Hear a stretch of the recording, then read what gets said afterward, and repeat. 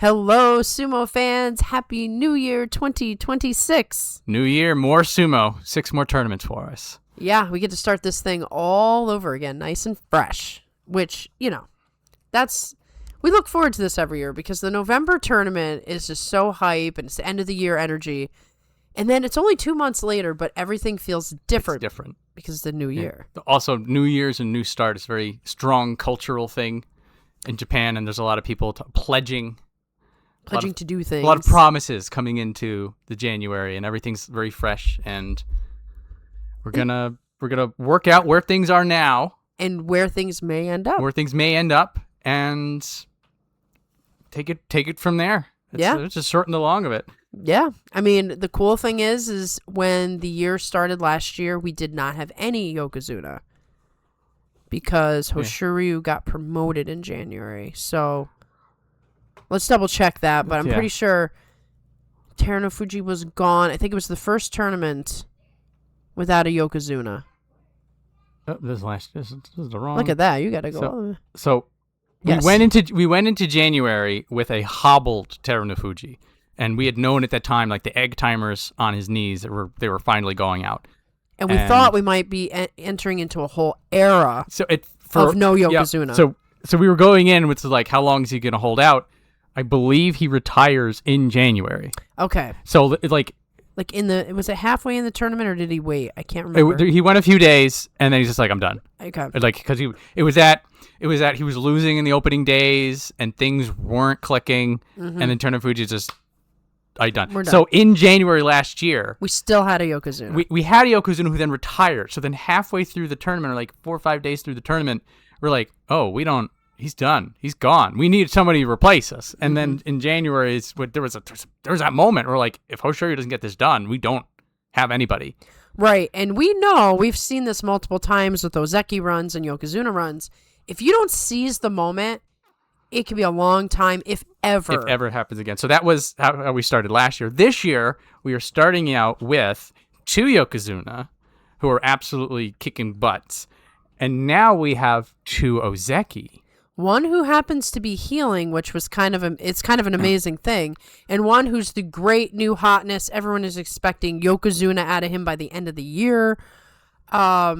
What a difference. What a difference at the top. And that sort of also tells you the difference in energy between last year and this year. Because it was Hakuho and Kakuryu before Terunofuji hobbled, trying to get together. Terunofuji then shows up, holds the line, is a really dominant Yokozuna, and then is also just trying to hold it together, just waiting to pass the torch.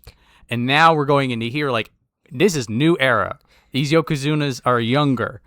All the contenders are like, you guys are going to be here for 5 to 10 years, easy. Yeah, like we spent a good 5 years in uncertainty with Hakuho and Kakuryu, and, even go to the Kisen Osato days. Like we had so much uncertainty from the moment we started watching sumo. Yeah, when we started doing this in 2020, it was the sunset of the last era. And now here, at the beginning of 2026, like we are now in the new era. Yes, and it's good. 2 young Yokozuna, young Aonishiki. Super young. Legacy baby Koto Zakura. I mean, it's just great. Like, we are going into this tournament with lots of hopes, dreams, and ambitions, and we'll see how that turns out. Ambition may be the word of the year. Yes, I think there's a lot of ambition in this list. Oh, yes. And we'll get through each one of them, starting with Hoshoryu, whom we just spoke about. So he is now the highest ranking Yokozuna because Onosato pulled out. Was it the very last day? Yeah. So it was looking in the early stage of this past tournament that Onosato was going to win again, and Hoshoryu was just going to get, that Yokozuna. He doesn't deserve to be Yokozuna. And then we get this total flip around where Onosato drops out, Hoshoryu makes it through, gets top Yokozuna spot. But has anything really changed in terms of the pressure that Hoshoryu is feeling and the way that he is viewed as a Yokozuna? It is a bittersweet promotion because if Hoshoryu did this with the Yusho Cup, then that is the entire checklist. You're just like, okay, like he got it, he got the cup, there's the would he, wouldn't he, if Onosato is healthy all the way through, but at the same time, Hoshoryu and Onosato have been going back and forth.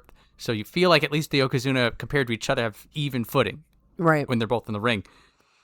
But Aonishiki gets that one on him, and so that must just be setting a fire.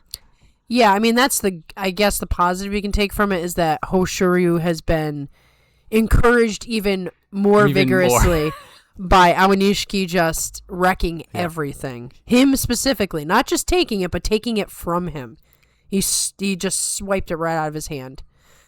He has a problem with Aonishiki. He does. And I did call this, like I said. I called this after the very first match they had. I could just tell it was a bad matchup. Maybe it's a mental thing, but physically speaking, Hoshoryu has a harder time playing his little tricks on Aonishiki. Because Aonishiki plays tricks too. They both play tricks. Different types of tricks, but tricks nonetheless. It's not this straightforward Onosato style where you're like, okay, how do I take down the giant? It's who's going to outmaneuver who. So I guess the positive side, too, is that January should be his tournament because that was the year that he rose to prominence. It'd be very poetic. It would be very poetic if he were to win a year later, win the whole thing. Now, he did go to Mongolia and see family. Hopefully, that gives him sort of that breath of fresh rejuvenation. He got treated like a king over there. I bet he would. I follow him on Instagram, so I saw all the pictures, and yeah, I mean, he's like a national hero right now. Yokozuna Hoshoryu. So maybe that gave him some extra it feels like he needs as many X factors as he can get. Yes. And he has gotten everything else now. Like, he's gotten Yokozuna. He's been in the Yusho contention multiple times. Like, at this point, like, he is now top dog and he has earned it. It's just that there's one thing. There is one thing he now needs. But now he has two dragons to slay because he has Onosato and now he has Aonishiki. So it's gotten a lot harder. And there were talks of his knee being a little wonky, but it sounds like maybe it's straightened itself out. He worked really hard because Onosato did not participate fully in the tour in December. But it sounds like Onosato, and we're going to talk about him in a minute, is completely healed. I'm doing air quotes with my fingers. We can talk about the injury in a second. Yes. But anyway, let's just think positively for Hoshoryu. We have no reason to think negatively until we see something bad. Yep. There's a confidence that he will perform.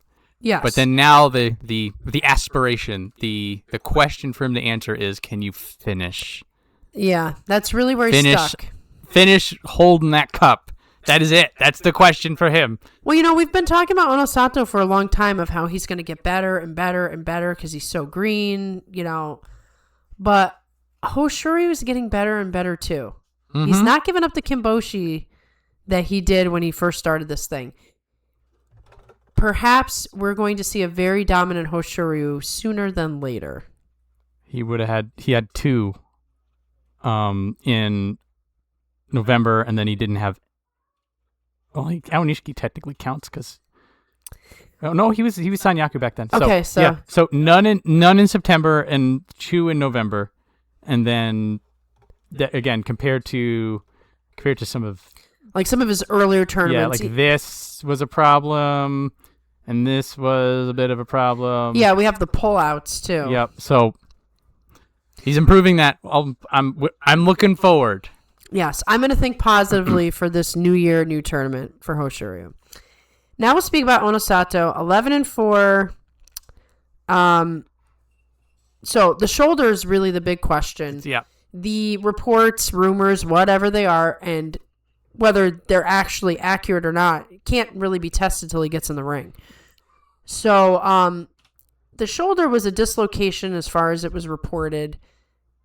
That can be a fine injury to heal from. It's not like an ACL tear or something. However, it's one of those injuries that can reoccur over and over and over again, and it becomes potentially something that doesn't go away. And that's why I say, even if the reports are accurate, not just like crappy rumors, he's not really going to know until he's in a real fight. Yep, it's I've heard both sides in the filtered news that comes to us. Quite filtered. Quite filtered. Almost scuttlebutt sometimes, but like you have the people who are like, oh no, it's a shoulder dislocation. You know, he's just gonna keep popping his shoulder for the rest of his career. It's all bad, and then you hear, you know, the more recent training reports from Onosato, sort of just like, oh no, everything's fine, shoulder's back, it's nice and strong and healed, I'm ready to go. I'm a great Yokozuna. I'm great. Yep. But you also know that like the Yokozuna's job is to ease all your fears. So, I mean, the answer is somewhere in the middle, and so like to your point, the only way that any of us, potentially even Onosato himself, will know where in between those two statements his shoulder lies is to start hitting people in the dohyo. Exactly. And will it create any sort of tentativeness with him? That's the big question for me. Onosato has always had this little tiny bit of tentativeness anyway. Like when he's unsure, you can physically see it in the ring. If he's very confident that his shoulder is fine, we will see him act exactly the way he's been when he's dominant. If we see him kind of getting pushed back and having those weird matches where he almost loses, but he wins out because he's so big, be concerned. Number of backpedaling in the first week in particular. There are some people that can just make that happen to him. Mm-hmm. And so, you know, 1, maybe 2 backwards wins or not wins. You kind of go, You know, any more than that, and there's definitely a mental problem going on. And here's the thing. That's another thing you won't notice until you're in the ring. Yeah. You won't know that you're nervous until you get there. And injuries mess you up mentally just as much because you're not who you were before you get injured. And if you're insecure about that, then people can take advantage. I'm not saying any of that will happen. I'm saying we should look at it. Think about it. See what we see from him. Yep. He's a wait and see. For Hoshoryu, it's sort of, oh yeah, he's probably fine. We're interested in Hoshoryu. Well, we're interested in all 15 days, but that 10 to 15 spot for Hoshoryu, like that's the laser focus, at least for me. For Onosato, it's the first week. Right. If he's 6-2, 7-1, or like, okay, everything's fine. Everything's fine. But you know, 2-3. If he goes 0-2. 0-2, you know, or like 2-3 of those wins or losses, or that weird panic stuff that he does that he's good at, to be fair. Mm-hmm. Hey, a win's a win. A win's a win, hey. But that matters for later when you're fighting the guys that you should be nervous about. So, we will just wait and see on Onosato. Koto Sakura maintains his Ozeki rank. He gutted it out, even though he busted the other knee. 8-7. So, he has that Ozeki thing, that it factor, for sure. I did not expect him to get the 8-7. I did not expect him to fight the way he fought with a busted knee. He's just kind of figured it out. But we've always talked about how long can he maintain this? How long can he just eke out an 8-7 and stay Ozeki? Like, what is his future going to look like? November really does sort of tell the tale of him going into this, because he was 2-5 going into week 2, and then he guts it out. And he fights like, and he gets the last win off of Onosato. Yeah, like he really fought. So this wasn't just. This is the current state of Koto Sakura. I feel this encapsulates it well. Is that Ozeki in mind and spirit? Spirit, I think, is the big X factor that Koto Sakura may not have even had when he became Ozeki. Yeah, I agree with that. And that like he's really grown into the role of Ozeki. It's just now he's got these knees that are a problem. Really stinks. It's kind of a bitter pill the more I think about it. Yeah. So now what may help or hurt him is that he is no longer lone Ozeki, because even with the Yokozuna here, if you're the sole Ozeki, then like you're sort of holding that responsibility to yourself. Yes. Now that he has now Nishiki with him, you know, we've now balanced the East and West. He now has a cohort in Ozeki, but at the same time, now he has competition at Ozeki, which is where things may go horribly wrong if Aonishiki continues fighting the way he has been fighting. I mean, there's a lot of pressure and a lot of stress for Koto Sakura. What can he possibly do in the situation he's in? But let's think about Ura and Terunofuji. Both of them, busted knees. Terunofuji made it to Yokozuna. And he was pretty dominant when he did fight. Ura just keeps going and going and going. So there is hope for Kotozakura if he learns how to fight as an injured Rikishi. I mean, that's his choice. You can do it, but boy, it's a hard path. It's a rough time. We will see if the new year brings a new him. You had mentioned that there's signs of optimism. There was on a the little bit injury of report. talk. Yeah, a little bit of talk about his knee feeling better. I mean, there are things in modern medicine that are different than even back when we were watching. Maybe there are some pain relief things that are working. Maybe there's certain stretches that might give him more time with the knee. I mean, sports medicine evolves every day. So, like I said, we saw Terunofuji do it, so it is possible to do. Hakuho fought way longer than he probably could have without all of that intervention. So, I don't want to write him off yet. But it is, I mean, it's a significant challenge. He's got to have it a lot harder than most of the guys on this list. Thank goodness he's big. Yes. It pays to be big. Sometimes it does. So, wishing him the best. I'm not picking him in no, ISPs or any of that stuff. But I am rooting for him. Next, we have the man of the hour, the man of the year, the man that the entire international community, including people who don't know sumo at all, are talking about. I have seen Aonishiki in more international news articles than anybody, maybe except for Hakuho. He is the newest, greatest thing that's ever happened to sumo. And, he's actually earned it.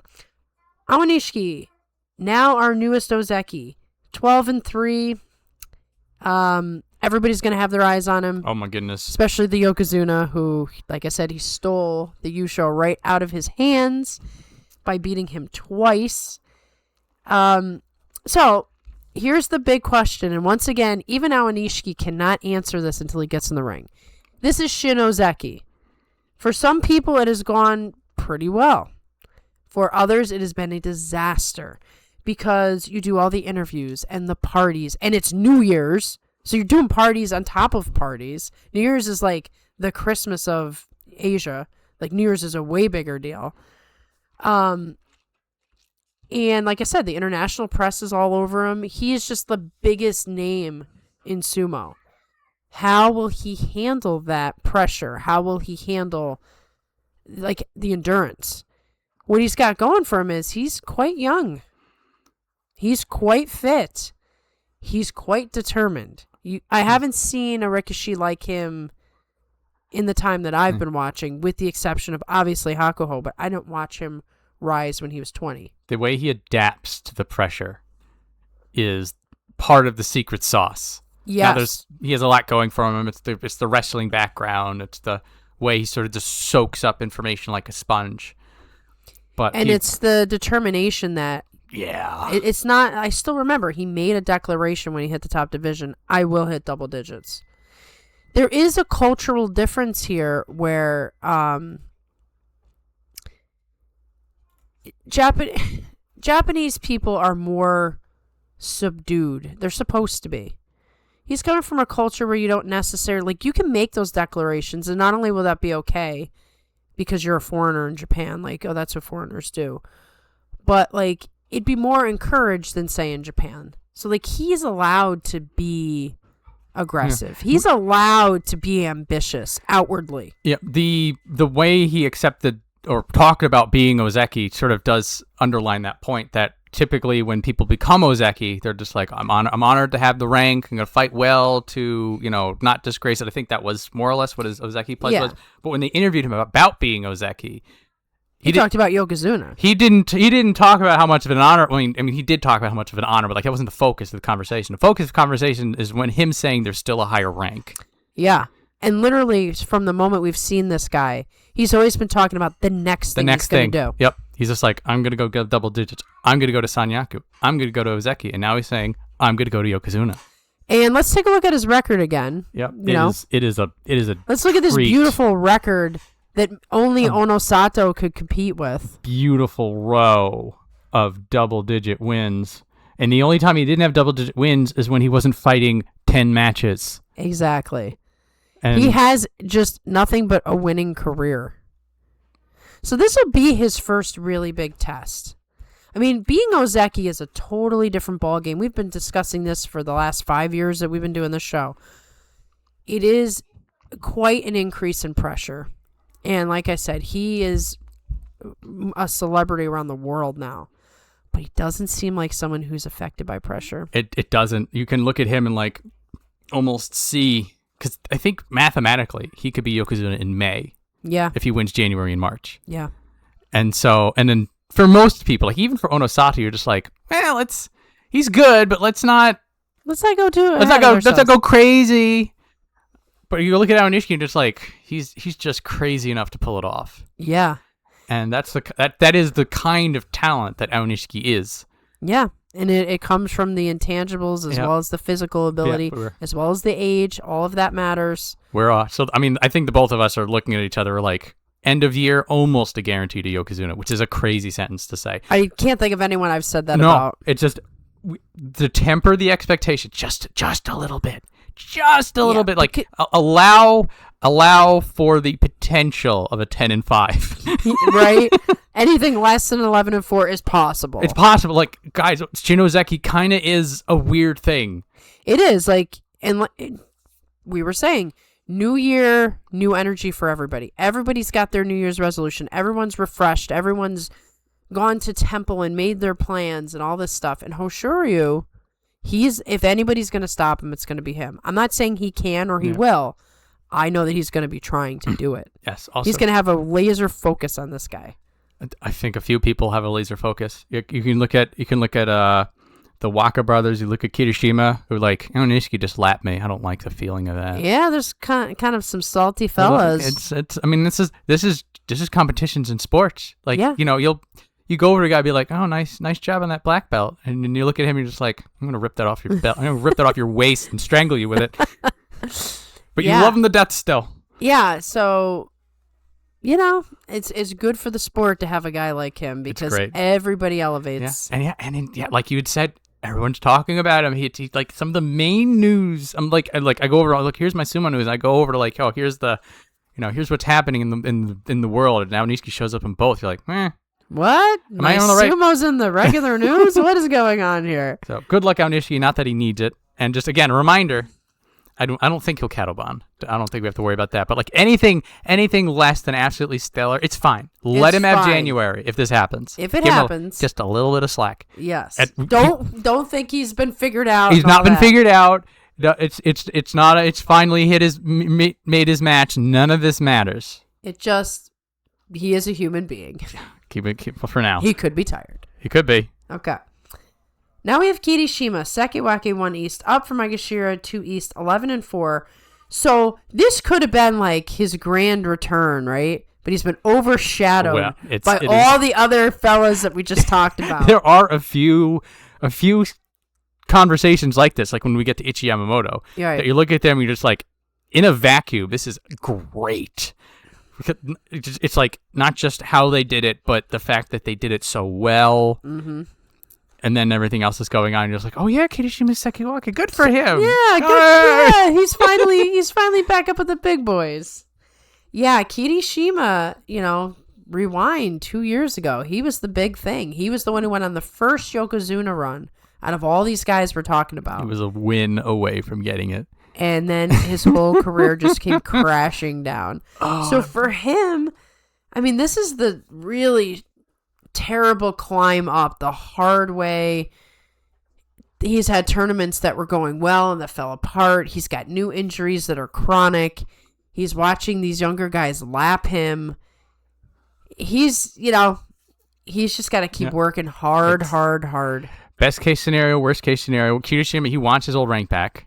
Like now he is exactly where he needs to be. But from here on out, now he needs 3 tournaments. And that's going to be so difficult with the guys that are above him. Yeah, I think specifically, they might let him keep the 11-4. So let's give this a quick look. So, Megashira 2, I think it's about as low as you can get for them to sort of hand wave it.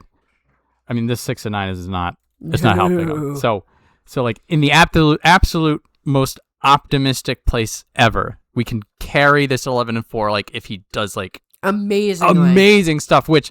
as we were just mentioning, there's a lot of amazing things happening already above him. Right. So, I mean, if he were to slay Awanishiki, Kotozakura, Onosato, Hoshoryu, those are amazing things. He's got the potential. The ingredients are there. Yeah. But, like, his health has to be stable. His back has to be okay. His neck has to be okay. And he's got to be perfect. It's got to be absolute perfect. There's no error up here. He could be a good match for Awanishiki if his body's in good shape. He could be a challenge for Awanishiki. He's just got to rise to it. He's the type of fighter that, you know, he's a thinker. He could come up with some ways. Yeah. Part of the tactical wrestlers. Yeah, but the tactical wrestlers, they do have a disadvantage in that they have to play a chess match with him, whereas the real big guys can just get Awanishiki upright and blast him out. He's so screwed in those situations. But he's done a good job of staying low. So, I don't know. Kirishima might be a bad matchup in that sense, but he can get in there and battle. I've seen it. I've seen him do some supati, you know. But, you know, this is all optimism. New Year optimism. New Year optimism for Kirishima. In January will either be he can actually go on a Ozeki run, or he's holding on to Sekiwake, which is in this environment already difficult enough as it is. Right. That might be the trophy he gets. You know, maybe he gets a 9-6 and we're just like, you know, a 9-6 at Sekiwake in this environment, that's a U show 3 years ago, basically. I know. That's just crazy. So we think about the quality, we are getting some really good sumo these days. We are. So best of luck to Kirishima. Like I said, the ingredients are there, but a lot has to go right. Now we have Takayasu, which is always a fascinating conversation to have. Look at his name is next to Sekiwake. Did we think this would happen again? No. We've watched him, 9 Jungyu shows, 10 Jungyu shows. He was always the guy who was ranked too low. He was good enough to be constantly in the Yusho race, but not consistent enough because he couldn't stay in a tournament, or he'd have off days to get back into the upper Sanyaku, and here he is. I'm soaking this in. The sight of him at Sekiwake. It's absolutely unbelievable. It is darling. Well, I mean, it's sort of a oh dang, he's there. Right. How you gonna do? I mean, he earned it. Right. He clawed his way up there. Well, I mean, he's still a real tough competitor to fight. It's just that I feel like the younger guys can outlast him. That's his biggest problem, besides the back. Obviously, the back is... He could wake up and it doesn't work, and now his whole sumo day is over. But let's say peak condition for him in a day. He's a tough match, so you just, you got to put everything into it. There's some of the, top 5 of the tournament matches can come out of Takayasu on those good days. He is a heavy hitter. My goodness, I would not want to get slapped by him. No. So because we're being optimistic, I will say... We're not gonna dwell on this. Our hopes and dreams for Takayasu, as they always have been, are still present. Yes. But I will say, for me, just seeing him at Sekiwake is going to be good enough. This is like when Tomokaze came back to the top division and stayed. We're just like, you know what? That's my heart is already warmed enough by this. Exactly. We go to Kirishima. We're just like, you know, you're looking to gun upwards. And not that Takayasu isn't. And again, not that we want Takayasu to do something very specific for us. Yes, we are looking for that specific. But that being said, just enjoy him where he is and be confident in the fact that he's going to be giving the people around him 100%. Right. And he'll build them up, you know? Fighting a tough match with Takayasu will teach you some things. That you can use on other guys. So... Best of luck to Takayasu, that he stays in the entire tournament and that he gives a Sekiwake-worthy performance. We'll say that. I'll say, yeah, I think that is well within his abilities. Yes. Now, this gentleman, I'm not sure what his abilities are. They're in there somewhere. I don't know. Oho, who really should change his name to Ono,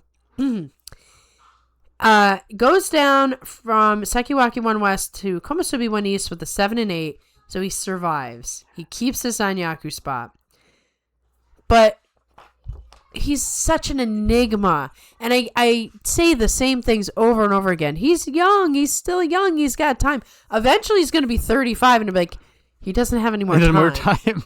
Oho, will you just figure it out? Because you see what's in there if he can be consistent. He can't be consistent. It's just, it cannot connect for 15 days. No. So here's my fascination. Oho has been in Sanyaku. This is his third tournament. He has never been in Komusubi. What if Komusubi is the rank he always was needing this whole time? That Sekiwaki was a little too high. And that M1 was a little too low. Okay. Is this the baby bear porridge? Well, he certainly could make the whole thing interesting if he puts up, like, big numbers. Because that means he would be taking off some wins from the guys at the top. So he is one of those guys who can affect the whole Yusho picture if he can put things together. Yeah, I think Oho, there's a few people, I think Oho is one of them, that January sort of just does well for them. Keep that in mind, too. That last year was the Oho Kinbozan Hoshoryu. That's right. And so if that New Year energy means something to Oho, then could make it interesting. Keep that in the back of your heads. And because when you try to make any sense of Oho, it does hurt. So you got to take like the good things and run with them. You got to take the good things and run with them. There's a lot of vibes for Oho, that things that could be good. Oh, he did really good last year in January. Maybe this year will be like that too. It's like, oh, he's never been in Komusubi. Maybe that is what he. You're just looking for the thing. I'm drawing tarot cards for him right now, and like I draw a tower, I just throw it out, and I just keep drawing. I'm just like, oh, fortune, perfect. Yeah, I don't know if it's gonna work, John. This is what I've got for Oho on my notes. Yes, I can see why. So, using John's optimistic view, we have a couple things going. Like he said, Komusubi, never been there before. And January, new energy. Remember last year's energy. Let's just hope it doesn't work against him. Big old question mark. Good luck, Oho. Good luck. Good luck. Now we have Wakamoto Haru. Komusubi 1 West, up from 2 West with an 8 and 7. So he started to look a little bit like himself again. The Sanyaku Wakamoto Haru that was going on an Ozeki run with 2 other guys. For it, yeah. Something went wrong with him, and he started faltering. He started to look like himself again. The question is now, he's on the older side. Are we starting to see a situation where he cannot physically be consistent? We don't know. Yeah, for better or for worse, he's back in Sanyaku. Better because it is showing that he is still improving, still working, on the craft. And in like up here, you do not sneak into Sanyaku. Those days are past us. We have people getting pushed out of Sanyaku. But at the same time, he's going to need every ounce, every drop of that energy if he wants to stay in Sanyaku. Yeah, it's like you're teetering on the edge here. Every single one of these guys, like, someone will take your spot. If you just look at the people on the screen, every single one of those people want in. Our Maegashira 4 does not belong there. No, he doesn't. You look up Yoshino Fuji, who has not had a losing record in his career. Yeah, there's another guy. Okay. You look at Wakataka Kage, like he was going on a Ozeki run. You can look at Takanosho, who was in there. It's like you've got to fend off all those people. You got all the guys at the bottom and then all the guys at the top, and you're just going to be smushed into a sumo sandwich. So yeah, he needs to figure out a way to survive, and we'll need to bring out the best in him. And if we get the best out of Wakamoto Haru, that is when it is like his sumo is electric. Exactly. So he's Mr. Uchari on the edge, pivots, and Hokuseiho, remember that? Oh yeah. He lifted up this guy 300 pounds, just like Uchari, off you go. That's Wakamoto Haru, guys. Yeah, and he may come back for the new year, so that would make everything very exciting. Speaking of exciting. We have JJ's favorite man, Ichi Yamamoto.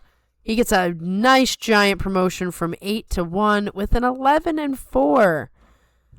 This is his highest rank. He has never been higher, and the only way he can be higher now is if he can somehow find a way to get a Kachikoshi in this mess. Well, here's what he has going for him. If Wakamoto Haru does not sumo perfectly, there is a spot he could take. If Oho falters, both the Komusubi, there's at least a little bit of doubt. Anybody above them, no. It's, yeah, well, Yeah, I guess our Sekiwake are both questionable as well. What is a problem, though, is there's now 8 people above him who are fighting on a different level. Right, and he has to beat them all. He needs to at least beat one of them if he wants to be 8 and 7. And then he needs to clean out everyone else. This is a tall order. Yeah, and we're going to talk about that with each guy below him as well. This will be the theme of the top 4, is that you've got to fight that entire chunk of Sanyaku, which is terrifying. And the thing is, as far as we know from Yamamoto, like, this is all very surprising. His rise, like, the way it's happening, like, a year ago, 2 years ago, this is not what we thought Yamamoto was. So we're watching him experience, like, quite a change in terms of results. I don't know, and we can't know, like, how does that match up with Takayasu or Kirishima? Yep. Like, that's who he's got to focus on, is the Sekiwake and the Komusubi. If he winds up with a win off of, the Yokozuna Ozeki, amazing. But I wouldn't be counting on that. Can you imagine? He goes into, like, day 9, and he pushes Aonishiki out. He is now the biggest underdog. He is the M18 of the top of this Banzuke. Well, that's the funny thing about Aonishiki, is every single guy has got their chance now when they fight him to, like, have the best day of their life. So they're going to really bring it. And I could see Yamamoto really bringing it for that match. He's somebody who could potentially get Aonishiki upright. He could? He's got the style that could be a problem. But once again, like I said, we're not really sure what we're seeing from Yamamoto. This is the best we've seen from him. We're not sure how much more he's got to give. We don't know if there'll be a falter. He's really a big question mark. The odds are stacked against him, but what if you like underdogs? This is the guy you this root for. This is you pulling out the face paint. This is you getting, like, the big flags. Yep. Like, this is the moment for it. Yeah, because all he needs is an 8 and 7, and he needs one of these 8 and 7 guys in the lower part of Sanyaku to falter. You get one or two upsets. Oh my goodness! Could you imagine the party that JJ would have? It's gonna be wild. Just if you want good vibes. Yep. Positive thinking. Unfortunately, somebody's gonna have a bad tournament. Yeah. We're not sure which people, but some guys are going to have a really awful New Year. Yep, some of the people that we'll be talking about in the next 20 to 30 minutes, one of them is... It's your turn. It's your turn. It is the short straw. Yes. So, we'll be rooting hard for Yamamoto. Now, this gentleman will be the X Factor. Yoshino Fuji, Maegashira 1 West, up from 5 East, 9 and 6. So he beat both Onosato and Aonishiki. I'm pretty sure he got him upright, correct? Yes. That was one of the blast outs. Amazing that so many people struggled. Like, Aonishiki prevents that by staying low. Yoshino Fuji made him look so amateurish. It was the only time that he definitively got beat. So that's a big deal because, like you said, huge deal. Yoshino Fuji does not have a losing record so far. Let's scroll it. Never has tasted the pain of Makakoshi. So he has... Now, his record isn't as impressive as Aonishiki because his was just dominant. But he's a guy who can have that... You can have that conversation with. Yeah. Never had a Makikoshi. Has Aonishiki's number potentially. He might be able to do the exact same thing. Slowly rising up the ranks. He could be a problem for the top guys. He's shown it already. Yeah, I mean, for somebody like Yamamoto, you're sort of thinking about, okay, what can he do? What can he do to defy the odds? Mm-hmm. And then you go over to Yoshino Fuji, just like, what are you going to do to stop him? Right. And what is he going to do to mess everybody's day up? Like, With the right win against the right guy, he changes the whole Yusho picture. If he beats Aonishiki on like day 13, maybe there isn't even a rematch between Hoshoryu and Aonishiki. He has all the makings to upset the balance. You go in, you're like, okay, this is what's going to happen, and this is what it's going to be, and then Yoshino Fuji comes in. Also worth noting that he didn't beat Hoshoryu. Yeah. And so that was a win for Hoshoryu that got him in the playoff. Exactly. So think about that factor. If Yoshino Fuji comes in and spoils things, it could help certain wrestlers. Could help people, could hurt people. Could help Onosato. Yeah. Could help Aonishiki. He could have a rough show against Aonishiki and beat Hoshoryu. He's a guy you've got to be worried about. Keep your eyes on him. Mm-hmm. Every match, every second of it. He's determined. He wants in that elite group.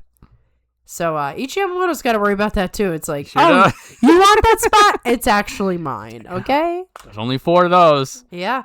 The four people who are there want to keep them, and the 8 people below them. And they really don't like opening up those extra spots No, unless you really force it. Yeah, and to be fair, there's not really been much of a reason to in recent memory outside of Aonishiki, are these people who are just absolutely crushing it.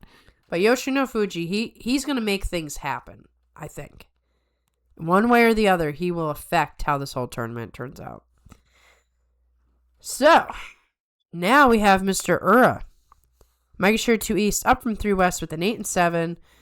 So, Serious Ura has approached the dohyo. It's fascinating because sometimes his biggest sumo trick is just to have good fundamentals and a lot of power. And he's surprisingly way stronger than you would know. He's crushing. Because we're so used to the antics. We're so used to... We literally can see the setup for the Uwata Hineri. Now, all of a sudden, he's like, I'm just going to push you out. I'm going to grab the belt. I can literally do any style of sumo you ask of me. And I can get just as low as Aonishiki. Those two will be fighting this tournament. Yes. They fought last tournament, right? They might have. I'm pretty sure they did. Actually, no, they would have. Yes, they did. And it was a battle of lowness, and Aonishiki can get just much, much lower than anybody else. But that'll be a fun match again. I think there will always be, like, now that we know Ura can do serious sumo, maybe he could blast Aonishiki out. Well, it's really good for Ura because back in the day, it was the Ura Tobizaru was always like the mirror match. Yeah. And those fights were always great. And now it's going to be Ura Aonishiki. Yes. Ura had to work hard to get into the right spot for that to happen. So it's the same premise, but now it's just with much higher stakes.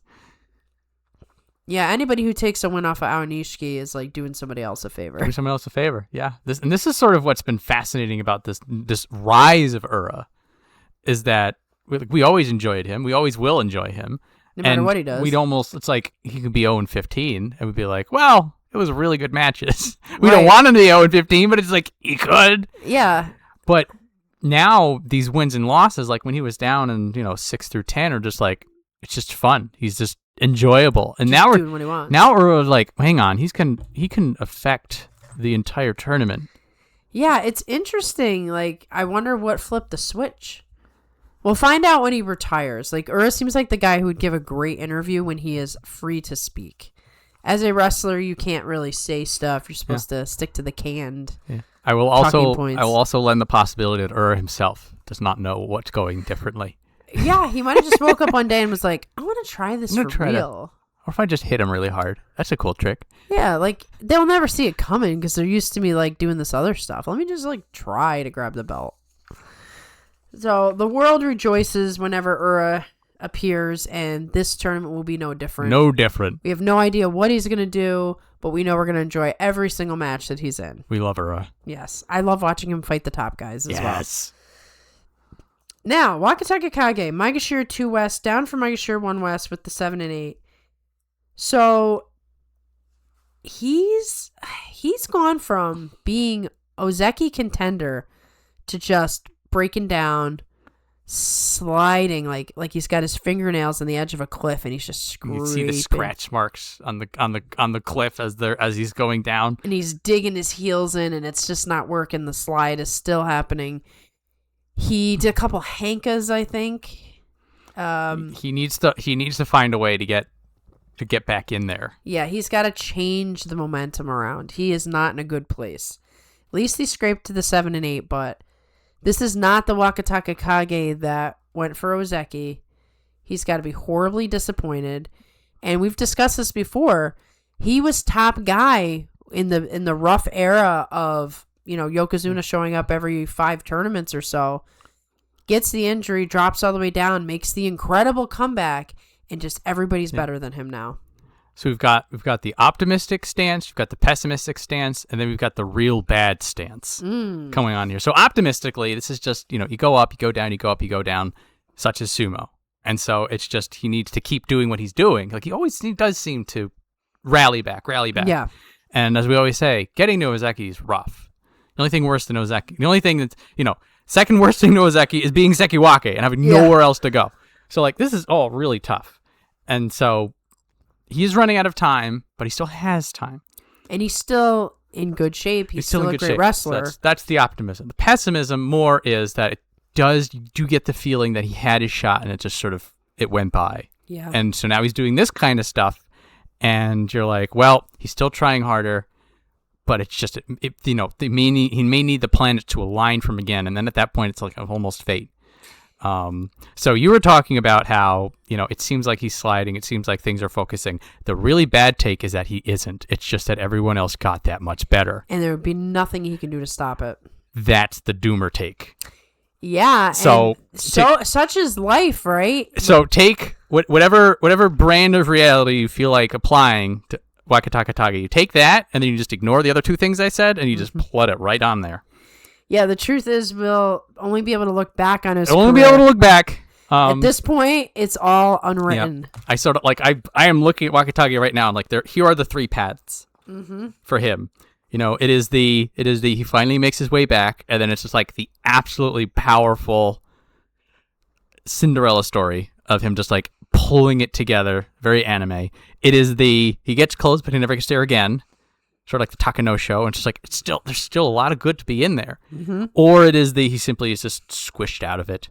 And he just slowly squished out of it, never gets back. Descends into obscurity at some point. That would not be the way to go. So we will figure out which path is correct in January. Yes, it's going to tell us a lot. It's going to be the tell because he's doing the up and down now, and it's we need the sign. Yeah. I need the sign. I am of course at least not hoping for number 3. Yeah. Well, I could see the 2. I'm hoping for the 1. Yeah. But unfortunately not everybody can do it. The nice thing is we can root for everybody knowing that not everybody's going to win, but we don't have to root against anybody. This too is sumo. Yes, but reality will make the decision for us. Yes. So we got a lot of hope and optimism, but here's remember reality for a little bit. It exists. But also remember that when Wakataka Kage gets low and strong, he can beat anybody. Yeah, he can beat any of the guys. It's in there. But can he beat more than one of them? They're in. Yeah. Stay tuned. January 11th. Yes. The Kokugikan in Japan. Woohoo! Okay, so now we have a guy who probably is pushed out for life. This is the story that Wakataka Kage does not want to be his story. Takanosho, Maegashira 3 East, down from Komusobi 1 East, 5 and 10. Could have been worse. Could have been worse. Way worse. I think there's still goodness in the tank. The sumo ability that kept him in Sanyaku for a long time is there, but it doesn't show up every day. And so Takanosho, I think, has been shut out. This is it for him. But you keep fighting on. He keeps fighting on. He's on the downward trend. And it's sort of a similar energy to Wakamoto Haru or Takayasu. It's the fact that they're still in the contention, that they're still making the name for themselves. That's the win. Now, the new thing for him is that Takakeisho is now, I think he officially is the stable master now. They're opening the stable this year. So they're opening the stable this year. There will be changes for Takanosho, whether that's a good thing or a bad thing, right? We always talk about change being the X factor. He might get a tournament where he is totally motivated by his new coach, who was his old training partner, fresh energy, fresh stable, and he just goes on a tear. That still is a possibility and exists. But putting that back to back 2 tournaments will probably never happen again. So we just kind of wait and see what kind of Takanosho tournament we get. That's a fair bet. And hopefully, he takes off, another win against Onosato. He's in range. He's going to fight all those people at M3. Yeah, I mean, he has such a vicious throat chop that Onosato just collapsed. Yeah, he pushed him so high up, Onosato missed the ground. It was very crazy. Decisive power. So keep your eyes out on him in terms of he can play spoiler as well, but he's, Yeah, I think, M3, you look at him and you're just like, yeah, you're probably there, maybe a little lower. That's the level of his sumo, which is... That's about as far as he's going to get. As far as he's going to get, which is still strong, and he's still a threat. On a good day, he can handle anybody. Exactly. Doesn't happen every day, but you only need a few of those to really make a difference. Hey, get some special prizes, make some money. I mean, there's things to do. So now we have, we get to talk about that. Another new name. Haku no Fuji. Maegashira 3 West, down from Maegashira 1 East with the 6 and 9. Now, if you're struggling with this name change, I will, this is the former Haku Oho. I didn't like the change from Ochiai to Haku Oho, but I got used to Haku Oho. Now I have to get used to Haku no Fuji. I'm not feeling it. I'm not feeling it. For context, the current Isegahama Oyakata, the former Teruno Fuji, has gone around to everybody in the stable and says, how would you like to have a Fuji? And everybody has said yes, except for Enho. Not surprising. For now, we're going to divesting ourselves of the politics of it. There's pros, there's cons. There's reasons that make sense, there's reasons that don't. That, divesting ourselves of all of that, just keep in mind, particularly if you're fans of people lower down, there's Sei Hakuho, it's no longer Sei Hakuho, that he's another Fuji. Everybody's a Fuji now. Yep. And so now we have Haku no Fuji, who's also there with Yoshino Fuji, who's also there with the people who are already Fujis. Welcome to the Fuji. The Fuji. It's time for mountains. At least he kept the Haku. No, they let him keep the Haku, and I think there was a Haku means something specific, but it's clearly the homage, and they allowed him to have it. And again, from what I heard, it does seem that people everybody wanted this to happen. This is a sign of the wrestlers, accepting respect to the new master. So no, when the scandal hits, maybe we'll hear differently, but it does seem that everybody wanted to do this and that people had the option. And honestly, Enho does sort of show that you had the option to say, I want my old name. Right. So, but anyway, but name changes always stink in a way. Because you have to keep remembering, all the way back in Kiribayama. I'm just now who's Kirishima? Exactly. Do you remember when we first started watching, you said we were at the end of an era? There were no name changes. Not a lot of name changes. This has been difficult. There's been a lot of name changes. Yeah. Perhaps we're on the other side of it. Though, what might happen is that we have new hotshots come up. Mita might change his name in 6 months when he gets up to the top division. True. He probably will. So the story goes, et cetera, et cetera. So that might be the kind of a thing. But to have these established, existing people change their names, Koto Nowaka became Koto Sakura. Yeah, sure. At least that was closer. It helped a little bit. Yeah. What does this mean for Haku no Fuji when we get into January?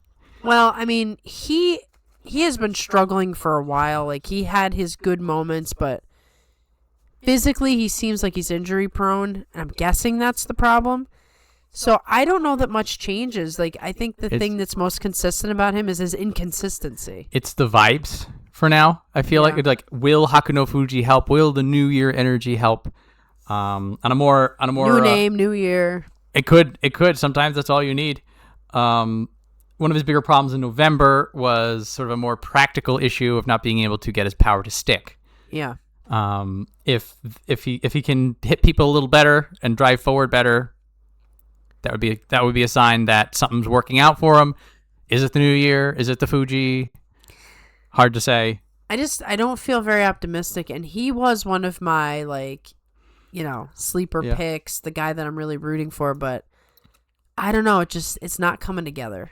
I need to see some sign of hope before I can. It is always hard, like for him and for Takeru Fuji. When you start out with a rocket ship, it becomes a little bit more difficult to accept mediocrity. Exactly. So, it's like, I know what you can do, and you're not even close to doing it. Are you maybe capable? maybe new year, maybe new Haku no Fuji, but if nothing else, just use the Haku no Yes. to be like, oh yeah, that guy. You're right. Exactly. Use January to relearn his name. It'll take a while. Yeah. Why did they do this to me? Anyway, Daisho gets a nice promotion from 10 East to 4 East, 10 and 5. So he's bringing himself back to where he belongs. He's been in Sanyaku for a very long time. The recovery seems to have gone a little slower than, I mean, maybe that's fair. Like, people are just, including myself, are ready to say, oh, he's going to be just fine right after the injury. Apparently, he needed more time. But this is a good sign, him getting back up to Maegashira 4. But we have discussed these young hotshots. They're taking the spots. Like, Daisho's got to be very concerned at this point because he's on the older side of things. You know, is he going to get locked out of his former spot? Yeah, this is a weird conversation to have with Daisho. I'm looking at this more optimistic because the 10 and 5 was a sign that he was on the mend. There was that moment in September that we're like, oh no. Yeah, like what's happening here? Is he just gone? Wasn't 100% in November, but now it feels like, okay, he's improving. Every tournament, it's a little better. So this will be sort of a soft test for him. Yeah. He'll be out of range of most of the Sanyaku. Maybe he'll get, they'll have to throw him a couple of people, but he will mostly have to deal with the people around him who are already pretty rough. Older and or not having the most consistent sumo. And to your point, these are the people he needs to beat if he wants his old rank back. So we're going to sort of get a vibe check out of his future Sekiwake potential pretty quickly. Yes. Week 1, well, he's much stronger in week 2 for sure. Yes. So week 1 won't tell us much, I don't think. It would be it. Yeah, it's the wrap up show that we're going to either have good vibes or we're going to have upset vibes. He could go 0 and 5 and still finish the tournament 10 and 5. He can. Like he's in that kind of state. Wait for the 8 on one or the other side, and that's when you know. Like, up until then, like it can even be a 7. Doesn't matter. He could come back.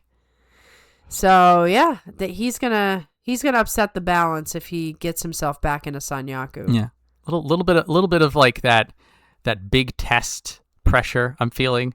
You're just like, oh man, this test is 20% of my grade. Yeah. I think I studied, but I'm still nervous. I won't really know until I get out there and look at the paper. You're not gonna know till your teacher hands it to you or hands it to you face down. Until you get that first finger in your eye. So best of luck to Daisho. And moving to another Fuji. There's going to be so many Fujis on this list. Good show for that stable, for whatever it's worth. Yeah, I mean, they are the most dominant stable in sumo right now. Atami Fuji, so gets an 8 and 7, just barely. Last day. Last day. Kind of gets, the luck of other people not doing so well. It's not looking good for him. He's just, there is something wrong. And I'm not sure what it is. I don't know if it's physical, mental, if it's a combination, if there's some insecurity, but he's just not looking like the wrestler he looked when he first showed up. Him and Gonuyama, actually, they're sort of in a similar spot in that you look at them and you're just like, the potential is there, but it's not doing anything. And we're like, Tommy Fuji could probably get into Sanyaku if things worked, but it's not working. Right, and what's going to make it work? And what's going to make it work? Has he figured it out? Can he ever figure it out? You feel like it can happen. He was doing pottery on the Segahama YouTube channel. Oh, I didn't catch that. Yeah, it's a more recent video. Yes, do pottery. That's good for you. Maybe. Pick up an arts and crafts. For him, it's sort of like, I'm looking at him, it's like, okay, at M4, like if you get another 8, like even if it's another 8 and 7, it's like, okay, we're figuring things out. But I'm more expecting him to continue to be stuck in this weird doomed cycle of you can't get past M3 before something goes wrong. So for Atami Fuji, new year, new script. He needs a new script. New year, new outlook. And it's like, can he shake the doom? Can he rewrite the fate. I don't know. That's sort of where I am with him. I'm just like, you're great sumo to watch. He had a couple like really outstanding matches. Him and Toki Hayate, that match with Bangbusters, just like he's still fun to watch. He's still good at the sumo thing. But something always goes wrong in the match. Oh, it's something like it's like if you want to see the letter K instead of the letter M next to his name, what you gonna do? Yeah. What you gonna do, buddy? It's a very good question. Maybe he needs a name change. But unfortunately, he already has a Fuji. Maybe he's Fuji. Yeah. Atami Fuji. Atami Fuji. He just needed more Fuji. Yeah. More Fuji, more power. Think about it. That's all I can think of. Tamawashi. God bless. Maegashira 5 East down from Maegashira 4 East with a 7 and 8. Wasn't a Kachikoshi, but it's Tamawashi. We don't care. Cares. We just 7 and wanted 8 is good though. It is. I mean, look at he's all the way up here with all these killers we've been talking about. And he's hanging in there. 41 years old. This year he will turn 42 if he makes it to November. Ancient. Yeah. By sumo terms. He's literally like the, monk in the forest who's learned everything there is to learn and people come to ask him questions. Public friend number one. Yeah. Him and Ura, the two of them. Yeah, do whatever as long as you stay in the top division. Yeah. Like you cannot find a hater. There's no haters for Tamawashi anywhere. No, I mean they're out of it. Even like former wrestlers like respect it because they went through it and it's like I can't wrestle to 41 in the top division. The man is a legend already, and I'm sure there are still records he hasn't beaten. I wonder how long he'll stick around and how many records he'll beat before then. So at M5, he might get a crack at Onosato. Might. Which would either beat his own record or maybe whatever existing record it is for oldest Kimboshi. Wow, that'd be something. He might already have that record, and he's just like replacing his own records. Right, every time he gets a little older. But yeah, if you try to get a Kimboshi at 42, good luck. Anyone not named Tamawashi. Well, I hope he does make it to 42 so we can have 42 opinions and a 42-year-old because that'll be the last time we see that. I do like numbers. I didn't even think of that. That's amazing. Yes, he would be like our highlight guy for the entire year of 42. I've really grown to like the number 42 now. So anyway, Tamawashi, do your thing. Stay healthy. Stay good. Stay in the top division. Stay in the top division, please. We want to keep talking about you. The next guy, Shurana Umi, Maegashira 5 West, came up from 7 East with an 8 and 7. Look at the difference in fortune with one little win. If you remember, November, there was just like a mess. No one had a good tournament. So anybody who had anything remotely near a good tournament just got a huge up. Speaking of which, 13 and 2 on Guess the Banzuke. Yeah, thanks to everybody. That was a surprise. Yeah. I mean, we're 9th on the list. Yeah, we were in. Yeah, I was. Cause what I typically do is like we're normally like we're 9 and 6, 8 and 7. We had a 6 and 9, I think, in September. Yeah. So like I don't even bother scrolling down to find our name because we're usually so far down, and we would be much further down. Again, 2 and 13 is what I would do before we did this group stuff. Yeah. That's what I expect out of me by myself. And so I scroll down, and then I usually I do like a browser search to find it, so I don't have to scroll down 100. And so I would go to do the browser search. I'm like, wait, who's that at number 9? What? Excuse me? I don't have to scroll at all. That's weird. I don't. That was very surprising. It's not going to happen again. This was a Tokushiryu performance, guys. Yes. Don't please.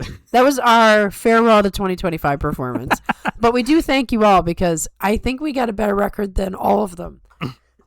Lately, they've been doing better than us, and I'm like, you're holding back. And that Banzuke, we basically spoke mostly about anime and video games. We barely talked about it. Yeah, that was, in the back of my mind, I'm sort of just like, we did not do a lot of actual sumo talk. We're probably going to get thrashed. And then we get a 13 and 2. So, if you want to get good advice about Guess the Banzuke, just go back to that. Just ignore all of the things we're saying and just look at our picks. Yeah, yep. The less you think about it, the better you are. Yeah, trying to use our advice for Guess the Banzuke would be completely useless. Just see what the end result was. But anyway, the point is, that made it a little tricky, I thought, for Guess the Banzuke because there were so many guys. And this is what it'll be like with these top guys. being so dominant. They're just gonna crush people. Yep. If you get an 8 and 7, it's like great. You got a 7 and 8. That's great. Yeah. As we can see, like just one more win and Shirano Umi gets a nice little promotion. But through us, is that one of the ones we got wrong because he didn't hold? No, he was 8 and 7. He went up. No, I was talking about Tamawashi. Oh, Tamawashi? Just going up for a second. I don't remember. Okay. So anyway, the point is 8 and 7 was good for Shirano Umi. His career best was what? I think it was M4 because it was him and Oshoma that were at M4 together when they had that weird like matched up and down. Yeah, Mega Shear 4 is his highest rank. Okay. So he's getting close to where he was. Close to the highest rank. So for Shirano Umi was at M7 beforehand, or like, okay, this feels like where Shirano Umi belongs. We found because he was going up, he was down, up, down, up, down. Like finally, 7's good. 7, like feels like at 7, he was doing what he needs to do. You know, he was giving as well as he was getting. So now he's at 5. That's a big 2 ranks. Yeah, and we will find out if 5 is a little bit more comfortable. Obviously, 4 was like too much. 4 was too much. This but is maybe also 5. You know, also this was too much like a year or so ago, and he's been working at it. A lot of questions about Shirano Umi. Yeah, I think he might struggle here, but we'll see. Maybe not as much as we think. Maybe not. Yeah, I think a struggle is inevitable, but how much of a struggle is the real question.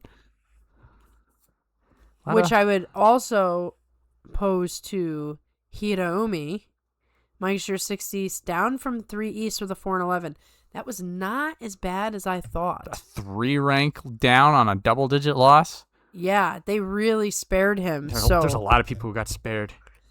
God, how do we get a 13 and 2? Like, I really got to go back and look at that. None of it's making sense to me. We'll have to, like you'd have to rewatch the video. It's all gone to me. Yeah, we do it and then it's just... It's gone. It's goldfish it's memory. Ephemeral. Exactly. But Hiraomi sounds like he was training with Hoshoryu. Interesting that Hoshoryu would call him out. Hiraomi hits hard. Yeah. It's very good for training. Similar like when people trained with Takara Fuji. It's because like he's a powerful dude. Yeah. So it's not that you can't deal with him. It's just that you have to know how to deal with him. Right. And be able to... Also, again, it's the everybody has a plan until you get punched in the face kind of a deal. It's just like you can think you know what you do when a train hits you, but then when the train hits you, you realize that's a lot of power. It's a panic. So yeah, I'm flying out of the ring. And Hiraomi's sort of in the same boat as a Tommy Fuji. Now the big difference is that Hiraomi got up there. He did touch the sacred ranks. So there is more of a discussion of can he do it again rather than was it ever there to begin with. But he is now starting to really struggle. So he's like Oho, but the opposite. Like I don't feel disappointment in here. In him, I feel like, oh, you can do it. And I don't know if that's because he has the underdog vibe. There's a lot of underdog vibe. He's a smaller dude. He's a smaller dude. Works really hard. That's also that may be the thing. He doesn't phone it in. I like the idea of Oho and Hiraomi being two sides of the same coin. In that you look at Oho and you're just like, you can, but then there are those moments that he looks lost. You're like, what are you or doing? It doesn't perform. You're just like, and then you look at Hiraomi, he is always giving it, but it's just, sometimes it's just he still loses. You're just like, man, you should have. Right, if you could have just like made one more shift or something. Yeah, you're looking at him and just like, you're doing what you can. It's just not working. Right, and he might just be too small. He might just be, I don't know. I really have a hard time pinpointing what's wrong with him. When he needs it the most, it feels like. Now, we've broken it down sort of by match, and like there are people that are just, they're stronger than him, they're smarter than him, they're faster than him. And again, we are in the meat grinder. He was M3. That is the forsaken wasteland where hopes go to die. Right. It's just a bad place. I do think that being a smaller guy is at a complete disadvantage the higher up you get. Yeah. So M6, he'll do better. Yeah. Better. I hope he does better than a 4 and 11. That's going to be a disaster if not. Yeah, if he gets another 4 and 11, there's concern. Yeah, that's a big problem. And so so for the short term, he'll probably have a good January. It'll be agreeable, always a fun watch, win or lose. Yeah. And then like the 2026 question for him is, can he figure out that extra half inch? Right, because if he has a decent tournament and goes up, now he's run into the same problem. Back where he was, which is where he wants to be, but then he's got to... How can you stay there? How do you stay there? How do you stay there? The big question mark for Hiro to Umi. Well, training with the Yokozuna, maybe he'll get something. Couldn't hurt. Get something out of that. Anyway, now we have Onokatsu, and this is where Guess the Bansuke gets crazy. He holds on. So, 7 and 8. And this is what I was talking about with Guess the Bansuke being like weird. He's a 7 and 8 and he's a hold. And Tamawashi was a 7 and 8 and was not a hold. So I really don't know how we got a 13 and 2. But for Onokatsu, it could be like where you are in the Banzuke as well. Mm-hmm. So like the thing is that if you're a little higher up, like there's room for you to fall, there's just nowhere to put. Right, it's all relative to other people's performances. It's a complex math equation mixed with sake. I have no clue at all how any of it works. Vibes. But we did vibes. Yeah, we did vibes, and we talked about anime for 2/3 of it. Yeah, that's it. And apparently, anime gets you a 13 and 2. There you go. We'll just have to talk more about anime. Yes. How much anime have you been watching lately? You've been doing what? So much anime lately. We're good to go. I've started like 3 shows, so the next time we do a Guess the Banzuke or a live stream, again, we're good. Cinderella story for the 13 and 2, but we're finding out there are keys to success. Yes. For Onokatsu, we'll also see if he's figuring out his own keys to success.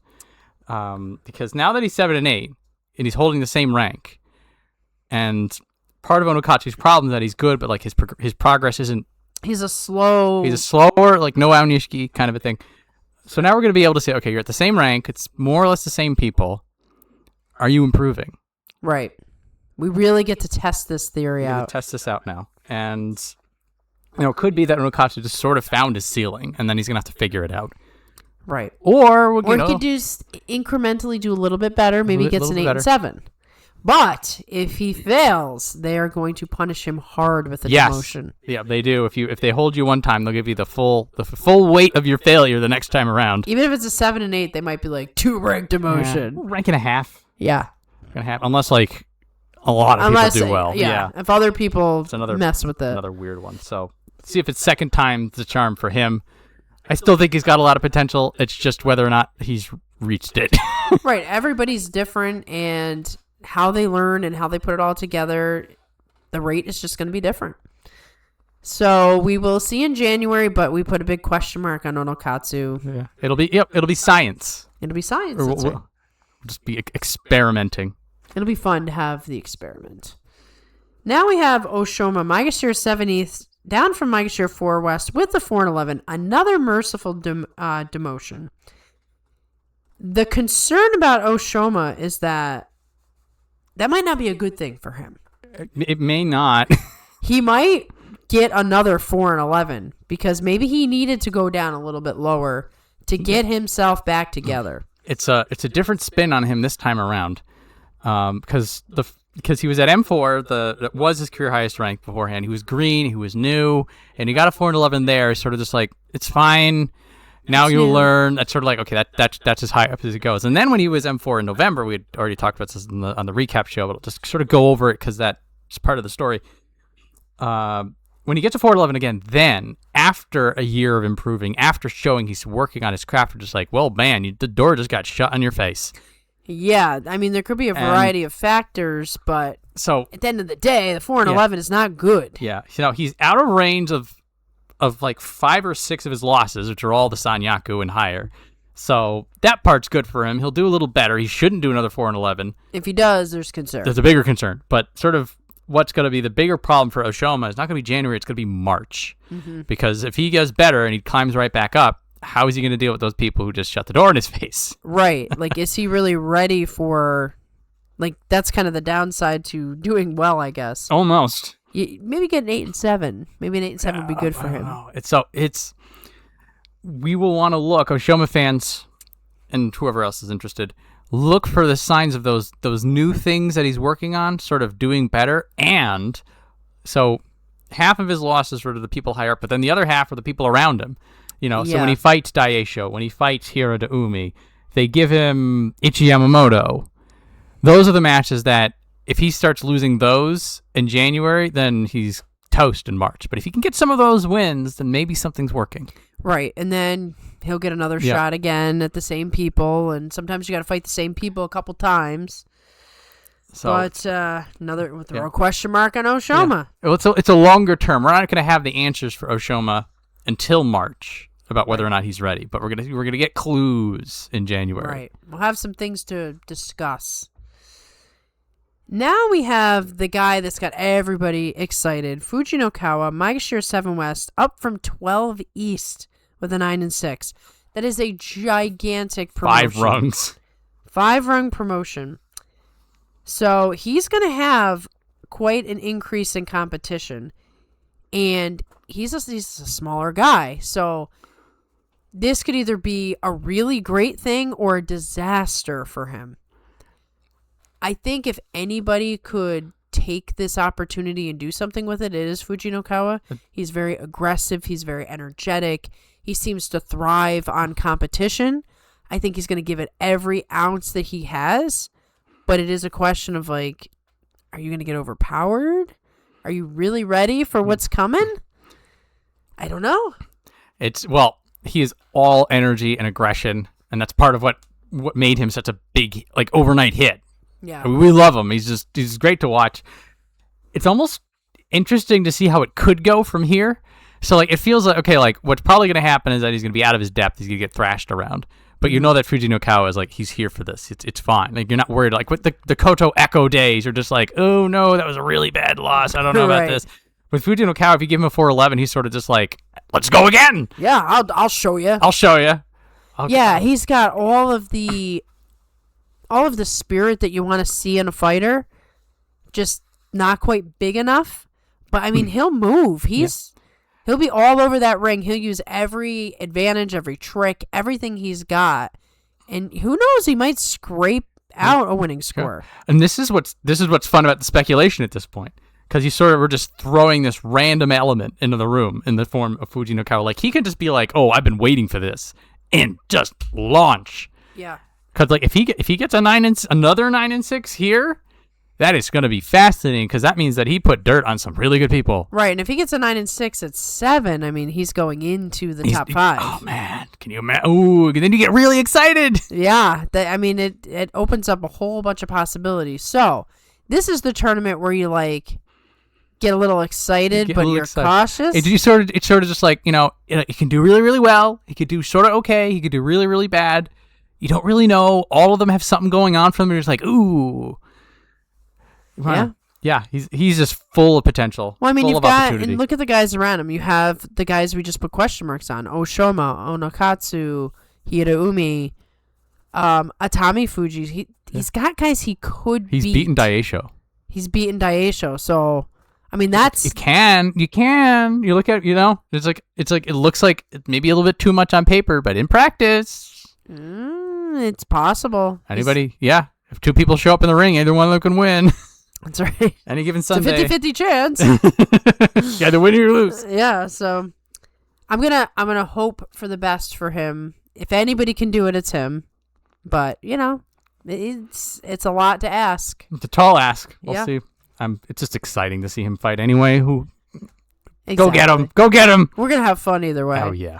I will not have fun with Shodai ever again. I was so proud of him for fighting for Takayumi's,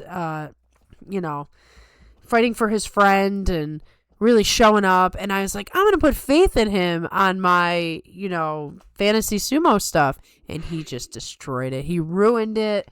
He didn't seem like he was really there half the tournament. We know this about Shodai. We know that either version of Shodai could show up.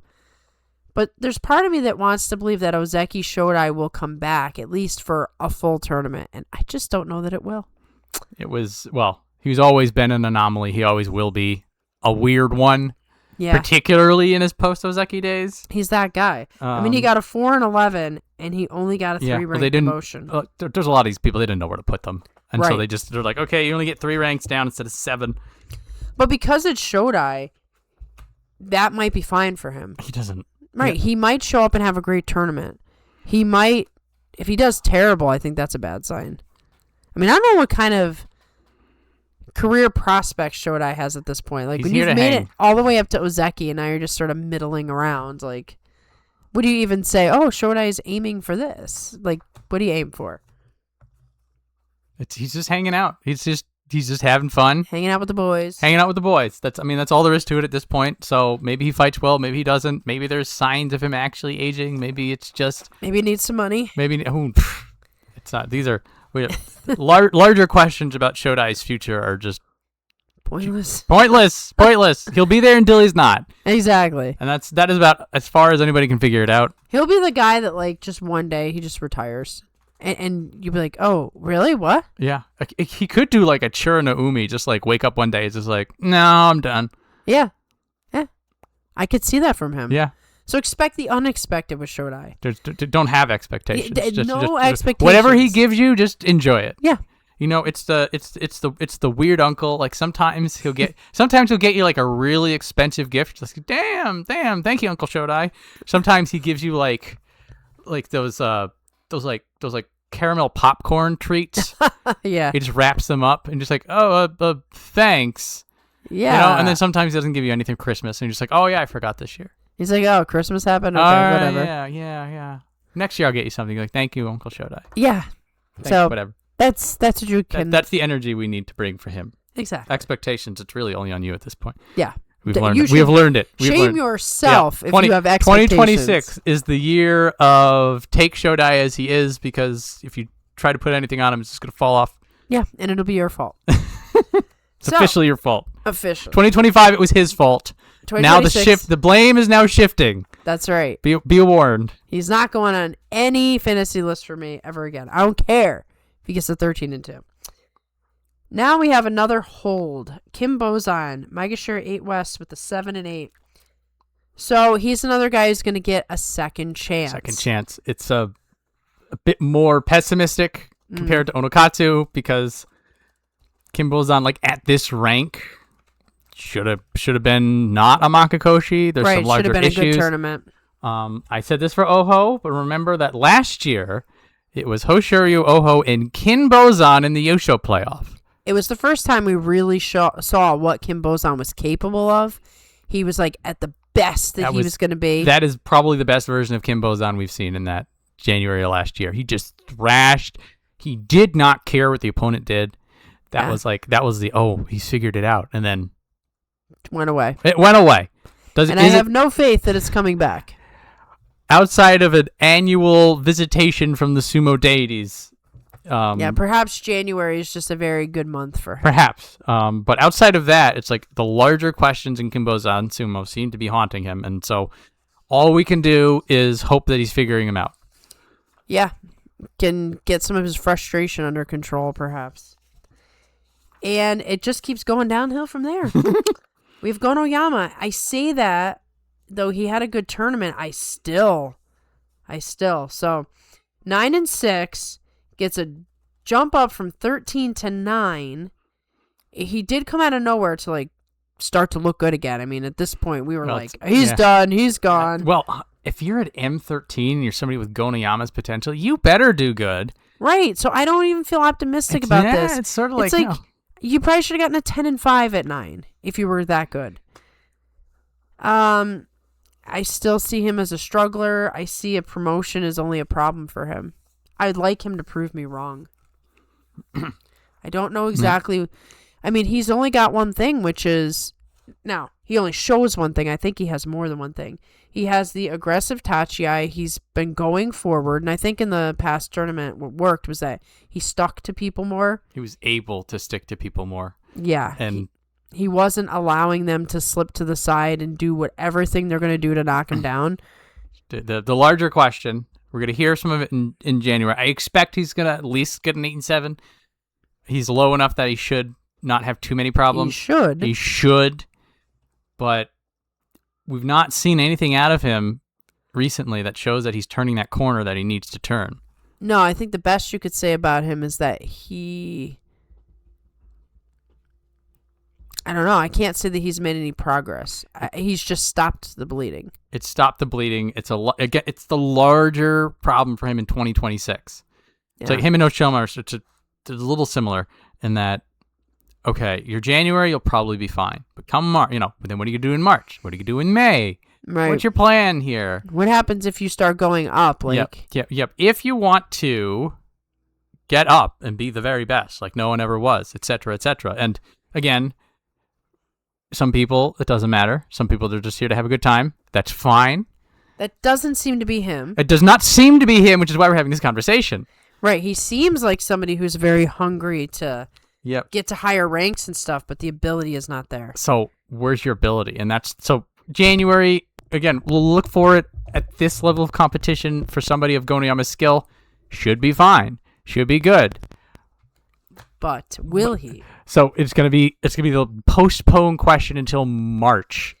Yeah, unfortunately, we have a couple guys like that where we just can't say too much because they haven't shown much. It's about the long term for them because the short term feels relatively predictable.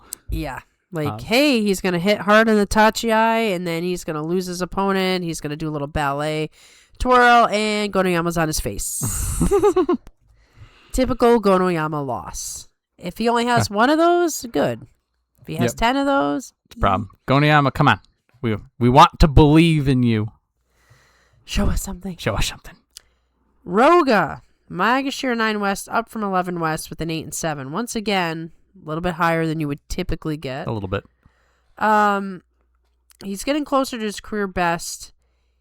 He's the same old Roga, right?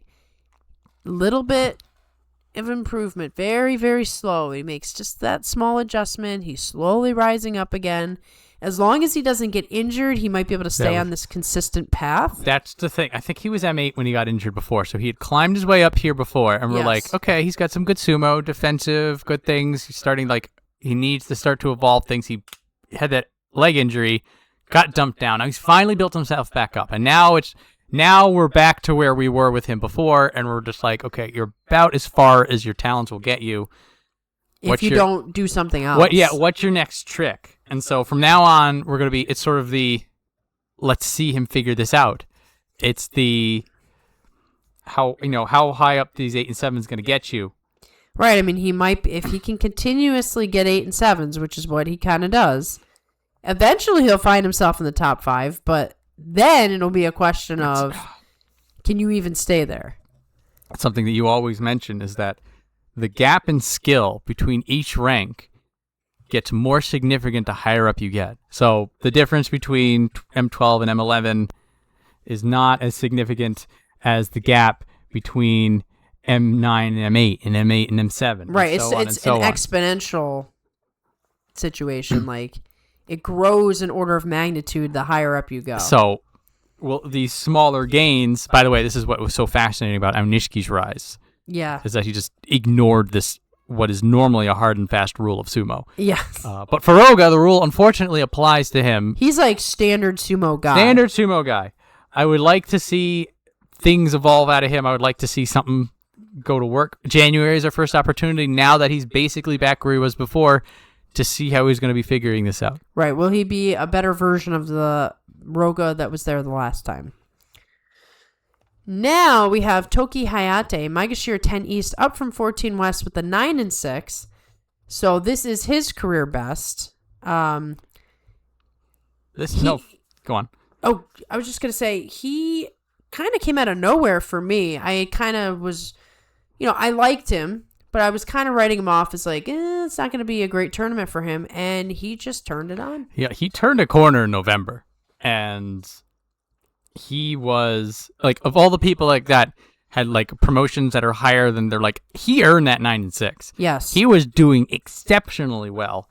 And so now in January, like, all he really needs to do is just, whatever you did in November, just drag it with you into the new year. Right. Don't be too tired from all the celebration. Yeah. I think he's being energized by the other guys, like Fujinokawa and stuff like that. Like, I can do that. Yeah.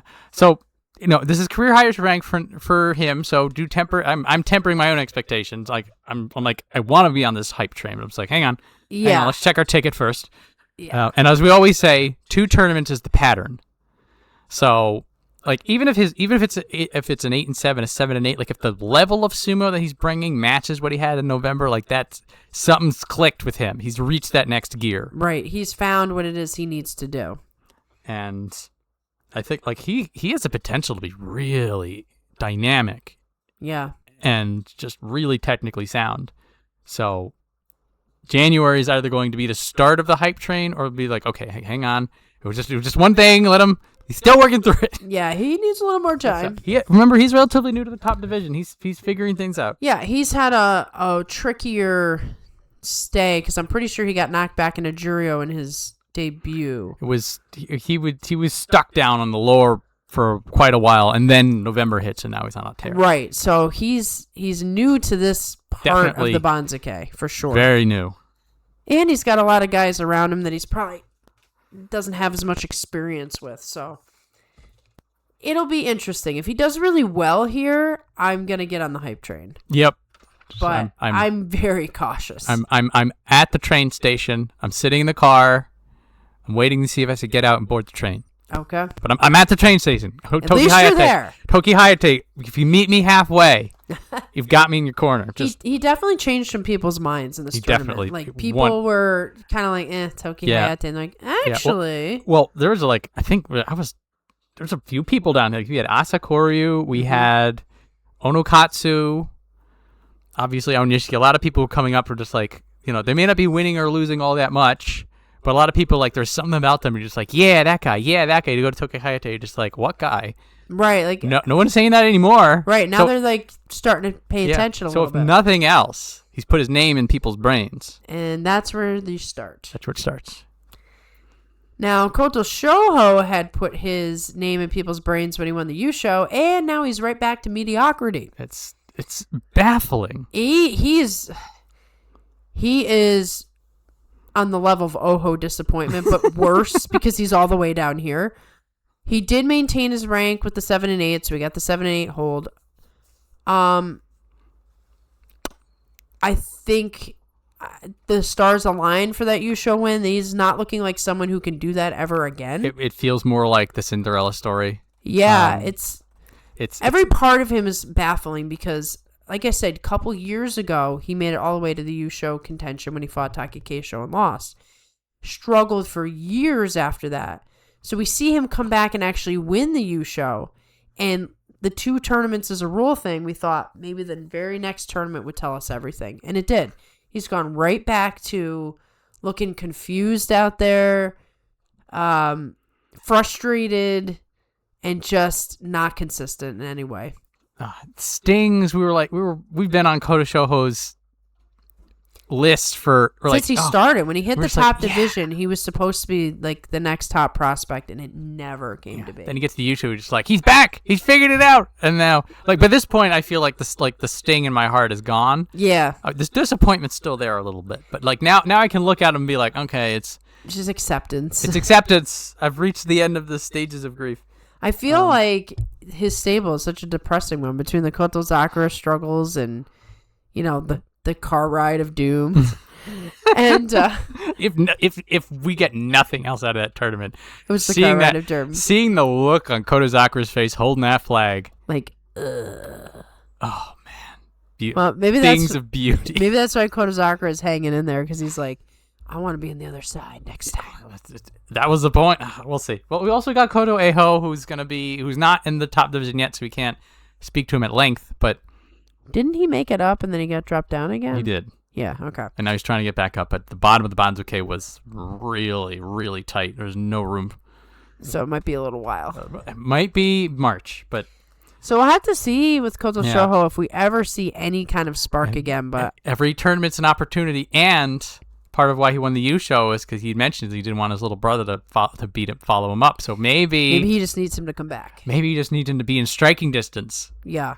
Can't believe they wouldn't put his brother in the car. What in the world, man? They wanted this whole thing still stings. I'm like, you left his brother out who just made it to the top division, and you put the guy who does not want to be in the car to spite him.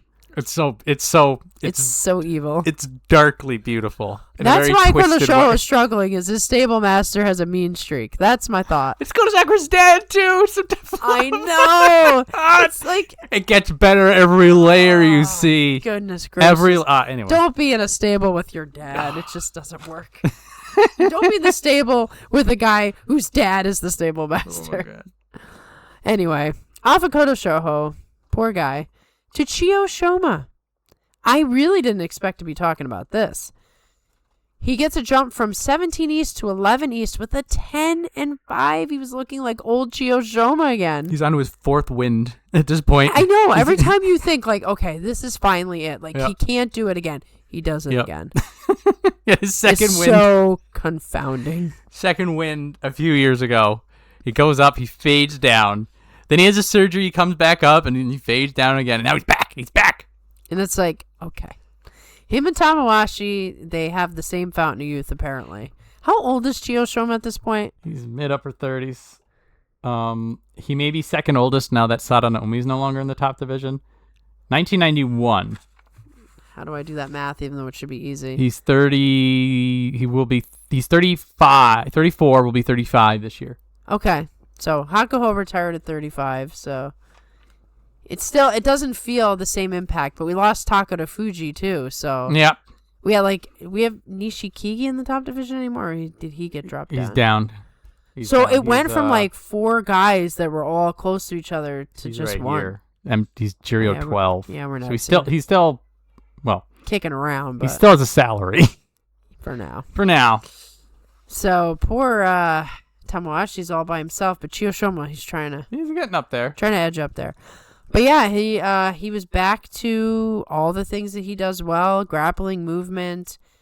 He did throw himself. He did a Hanka. It was did a the flying leaping. Hanka. It was the old school flying Hanka that he did 10 years prior that got him a lot of attention. He got air on that one. It was.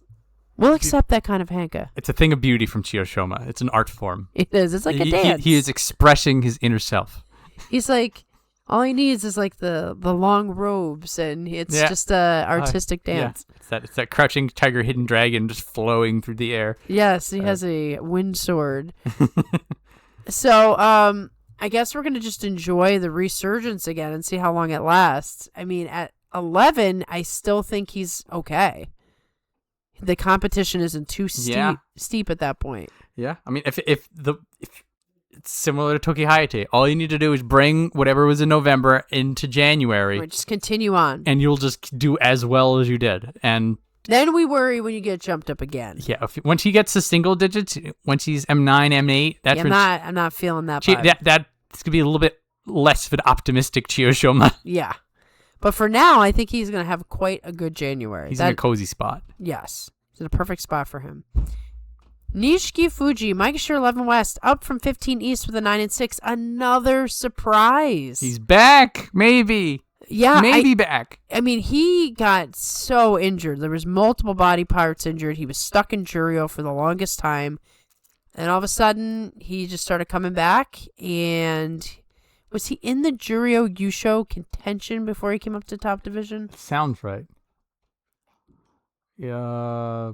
11 and 4. I think in September, I think he was like a step or two behind. Like he was in the contention, and then he loses on the last day. Yeah. So like this would have been the 12 and 3, and then Asahakuryu and might have won it on a 13 and 2. It's clear that there was some sort of improvement made for him to be in that position in Jurio, because he had been stuck there for at least a year. I think he was stuck down there. We were because there was the joke that he was 6 and 9 on the lowest rung. And they kept him. Yep. And we're like, that's the only way he stays in the top division, by the grace of God. Uh-huh. Because he was just so wrapped up. But like what he showed us in November, like that was when he came in originally. It was like the old him. The old him. That was back when Teruno Fuji was around to compare him to. Right. Like he is the mini Teruno Fuji when he's on. He's doing the arm clamps. He's overpowering guys. He has no business overpowering. And he's grit and tough. It is. It's a little bit of a cautious optimism for him, because you're just like, did everything just work out for you once? Because I mean, your body doesn't just recover. No. He's still battling whatever injuries he has. So Did he just learn to fight with them? I mean, he does have Terunofuji as a coach and give him a lot of good advice on that. But yeah, cautious optimism because 11 is still a decent spot to be in. Still pretty good. You're definitely not going to be in Jirio anytime soon. But he's got to stay healthy. That's his big thing. Yep. His sumo. If he's nothing wrong with his sumo. If he gets back to the form he was originally, like he could be up there with a Tommy Fuji. Well, it'll be interesting because the small man division has really grown all of a sudden. It's filling out. So you have all these like little guys that they can fight each other and get wins off of each other. It isn't just fighting a huge guy who's going to crush you every night. So Nishiki Fuji's coming back at a good time for the top division because even one of our Yokozuna isn't Terunofuji size. Aonishiki, smaller guy. So there's some potential there for Nishiki Fuji to do some damage because he's very strong for his size. If he stays healthy. And that's always the big. I'm looking forward to his success. Yeah. I'm glad to see him back because he is a fun little dude. And his partner, fun little dude number 2, Midori Fuji, Maegashira 12 East down from 9 East with a 6-9. So he maintained 9 East the previous turn from the previous tournament. It was a hold last tournament. This time they say, get out of here. And yeah, like we had said, they punished him. They're like, we gave you a second chance and you stunk it up. But maybe blessing in disguise is that Maegashira 12 East should be manageable for him. That is where he feels like he's the most comfortable. Anytime it's a single digit next to his name, he does not get a Kachikoshi. We have said this many times before, but Midori Fuji is the smallest guy in the top division. He was even smaller than Enho when Enho was there. He actually made his debut as Enho was sort of dropping out. He's fought for years now in such a small frame. I just think it gets harder and harder. You get beat down by these huge guys, and the stamina required, the healing required. This was inevitable that he wouldn't be able to stay and keep doing those 10 and 5s, but he's doing well. He's admirable for his size. Yeah, he's doing well. He's still fun to watch. Yeah, he never gives up. Whenever he pulls off 6 katatsukashis in a row, you're amazed. Because you're like, they know it's coming and he still pulls it off. So I think you just, like some of the other guys, you just say, I'm glad to see him here. Keep fighting hard. But he is in that inevitable, like, he can't stay here forever. He just can't. Yeah. Well, for now, he can at least stay at M12. Yeah. We hope. Yes. Just keep it at M12. We're good. The next guy we really do need to worry about, and that's Abi. Maegashira 12 West, down from 7 West. So he got more of the appropriate. He got the full weight of it. 5 and 10. Something is wrong with him for sure. Physically, there is something wrong. I'm guessing it's the elbows because they're super taped, but there could be additional injuries that we don't know about. A healthy Abi would never, ever be in this spot. Double-digit Abi is unthinkable. It is. You get so used to your top guys being your top guys that when something like this happens, it's devastating. It's not a fade. It's just a full-on collapse. Yeah. It was working 6 months ago, and now he's at M12. And there's no sign that he can get out of it. Yep. You would think that even a broken and busted Abi down here would be okay. Like Abi versus Tomokazu. You're just like, I feel like I know who's going to win that one. But the way Abi's fighting, I don't feel that way anymore. Like literally anybody can beat him, but that's not Abi the fighter. He's a wreck, so he's got to right the ship. His personality is the same as ever. I also follow him on Instagram, and He has plenty of videos of him doing even sillier things than the I am Abi thing. So he's trying to keep his spirits up, but obviously his body is breaking down, and there's nothing you can do about that. You can just heal. Maybe he needs a surgery. With him down this low, he would get dropped pretty far. So don't be too surprised if something like that does happen. Because it happens all the time. We just kind of forget about it because some of these guys bounce back up. We're due for the next guy who says, I'm going to take the risk. It could be Abi. because he's not looking good without whatever is necessary. Yeah. So. When it is good down here, Like if he was 100%, he would special be price. Special price. Special price. Yeah. Not even a consideration, but it is. Yeah, it's going to be sort of a very awkward. I hope you're healthy enough to do well, and then it's one of those in time, maybe 'cause something can improve. Right. But healing is really what's needed. It's very awkward. So, yeah, biggest question mark of all on Abi, but trending in the not so good direction. Not so good, a bad direction. But he's got two people. I mean, the people around him are all beat up. There's a lot of beat up people down here. Yeah, now. as I'm starting to look at the list, it's like Tobizaru's beat up. Tomokaze, I don't know how he's alive. Shishi is Shishi. Mitake Yumi is, the Hamlet of sumo. Ryuden. So, I mean, he's got a lot of guys around him that if he's even partially okay, he should not he have should a be problem. fine. So let's get into Tobizaru. He got the appropriate a little bit of an over demotion, actually. Maegashira 13 from 9 West. Now, he had years and years of good Banzuke luck, so part of this is just flipping back around. Exactly. He is fading.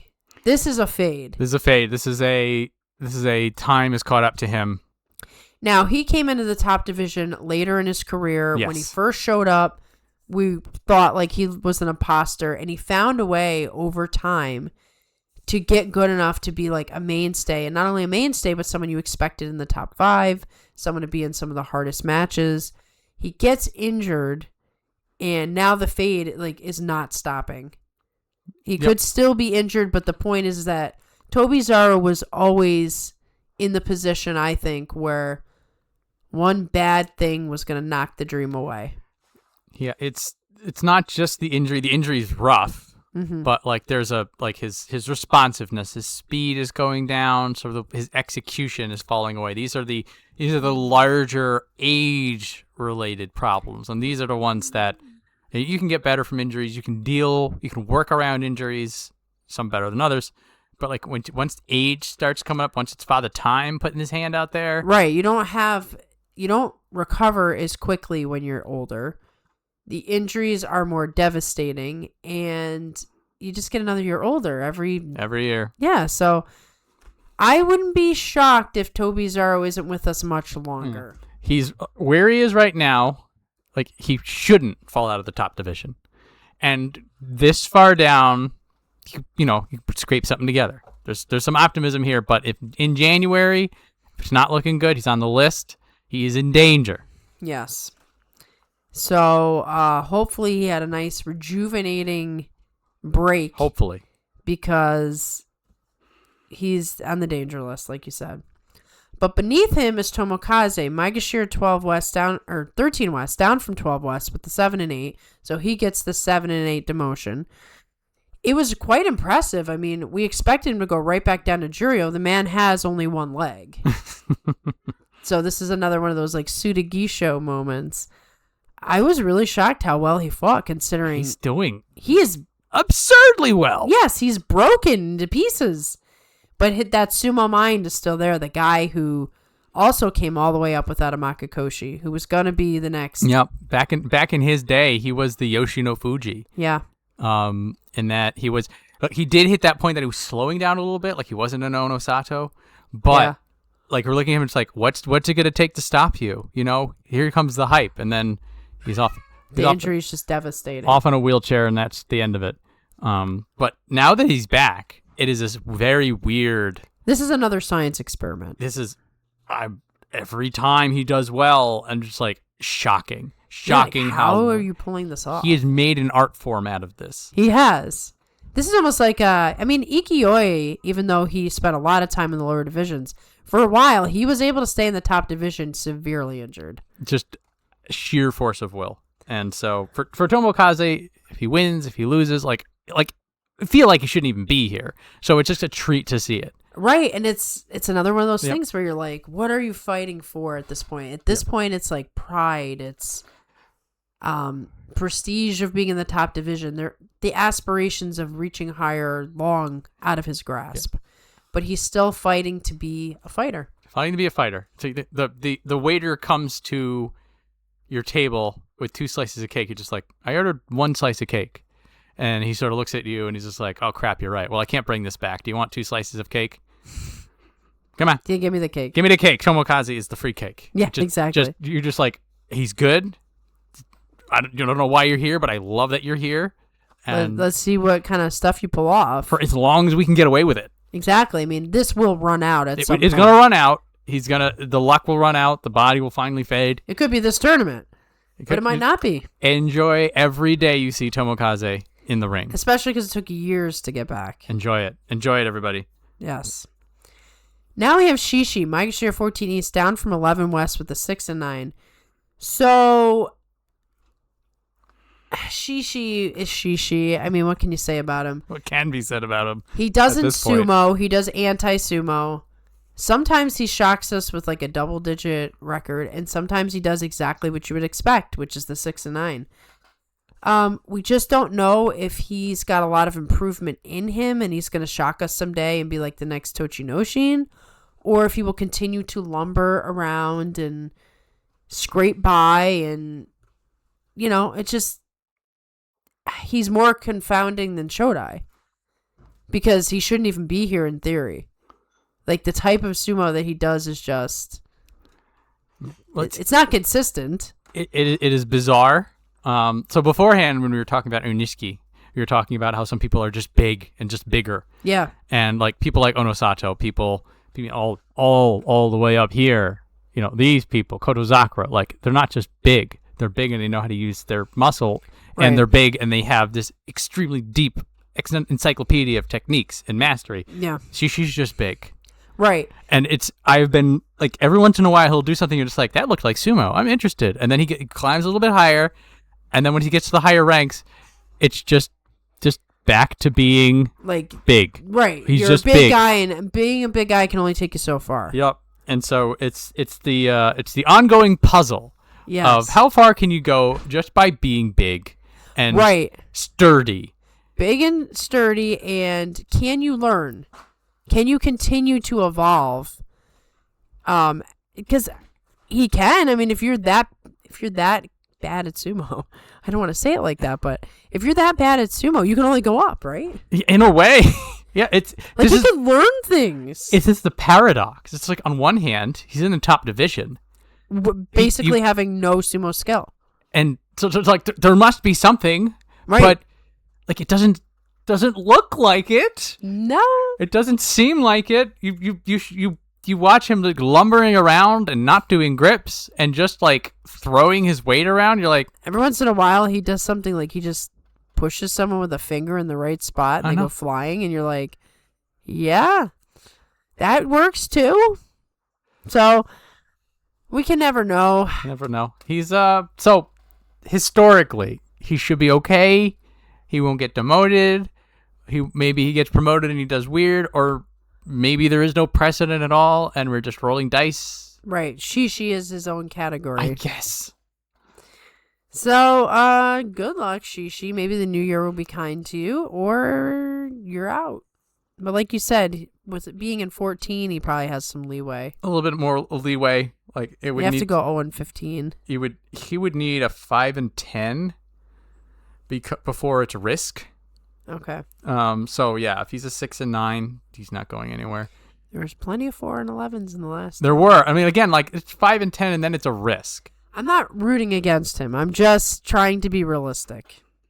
But I don't know what realistic is with him, so it's all pointless. Throw the papers in the air. So weird. Our next guy, also we don't know what to expect, but for different reasons. Mitake Yumi, Maegashira 14 West, down from 13 West with the 7 and 8. So he had a rough year. He's had a rough couple of years. Bad time of it. Yeah, he loses Ozeki. His dad dies. He goes through it, and then his mom suddenly dies in the September tournament. I mean, the whole story is quite horrible. And yet he persists on. He went to London. He looked like he was like having a good time. Came to November, and he did better than I expected. maybe a new year will be good for him. If somebody needs a fresh slate, a clean slate, a fresh start, it feels like Mitake Umi just go like, okay, 2026, I'm just going to do what I can.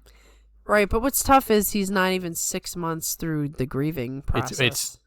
So it's like you really don't know. I mean, sumo could be therapy for him, and so he could have a really good tournament, or he just doesn't have it in him when he needs to train. Also, as it is, I mean, he's getting older. It was older. already slowing down before September happened. I think he has injuries, like maybe some chronic ones, because he doesn't move the way he used to move. And I think that's what knocked him out of Ozeki in the first place. So it doesn't look good for him, but he's still a big guy, and he's still the guy who won 3 Yusho. Hoshoryu can't say that, I don't think. He didn't win 3, right? He's only won 2. I don't think he's at 3 yet. Dear 2. Yeah. So Mitake Umi is a 3-time Yusho champion. A lot of guys on this list cannot say that. So you can't take anything away from him, but you can't put any expectation on him for a different reason. Yeah. He is living day to day. Day to day. So we'll see him in January. Maybe he does well. Maybe he doesn't. Maybe he starts to figure things out. Maybe this is the last we see of him. It can go in any direction. Yep, and there's no point in making any prediction on him. So we wish him the best. Stay warm. Enjoy. Show up at least. Yeah. Now, Ryuden, Maegashira 15 East, down from 14 East with the 7 and 8. So we're starting to get the appropriate demotions here on the 7 and 8s. So he did decently. He stopped the slide. There were things that he did that were like, I don't know, and there were other things that were just like, okay, he's still here. It's like there's enough. He's able to impose his will enough. Right. He had some good belt grips. Yeah. That was something that when it's going sour for him, people are breaking out of that grip. He had a couple of matches where like it was solid. It was Ryuden. He's got the belt. You're done. But not enough. Not enough. So it's not the best feeling for keeping Ryuden around. If he can get another 7 and 8, he'll be able to squeak by. Right. Could even possibly get a hold. Well, this is like a first week thing. Like if we're looking at him, and he's already struggling out the rip as maybe the beginning of the end.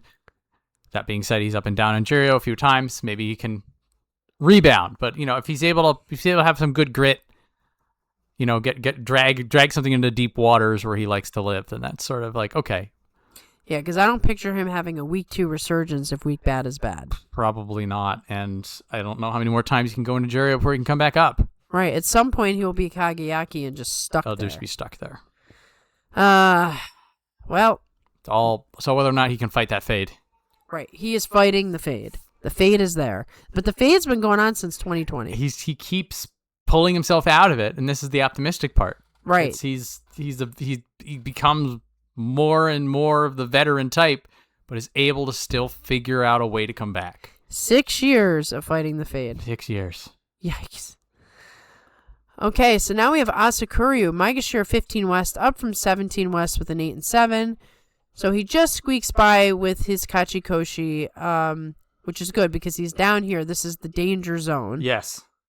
He needs to start figuring it out. He needs to start figuring it out. Yeah, but basically he got to the point that he could not go much lower, and did he do a lot of henkas this tournament? Yes, I think he did. He did. I know he did. He's in been September. He's been doing henkas. He's been doing side steps. He's not meeting people full on. These signs of a lack of confidence, or at least a lack of ability in the moment to execute on the strategy. Well, he is quite small, so he's a little bit more of an uphill climb than some of the other small guys. But there's things you can do, and he's starting to look like he's losing the technique, and getting a little desperate, and that's where those hankas show up. That's also where it becomes a managing the pressure. The longer you're in the top division, the more you get used to it, the more that kind of thing you can acclimate to. Yep. And he is a fan favorite. He's got the popularity. He's definitely the tiny jack dude who can hit pretty well. And so we haven't had a guy like him since Ishihara. if he can sort of channel that, if he can get more confidence, if we move forward a little bit more, then maybe things will be fine. But it's like he's just gotta do it now. There does seem to be you're running out of options, but at least the Kachikoshi in November got him a little bit of breathing room, and optimistically he can at least hold where he is. Right, and hold might be the best he can expect at this point. Now, the prodigal son returns. Asanoyama, Maegashira 16 East, up from Juryo 4 West, 12-3. So, the second attempt to return to Ozeki has now started. Look, the guy, he has determination. He does not give up. He has been severely injured multiple times.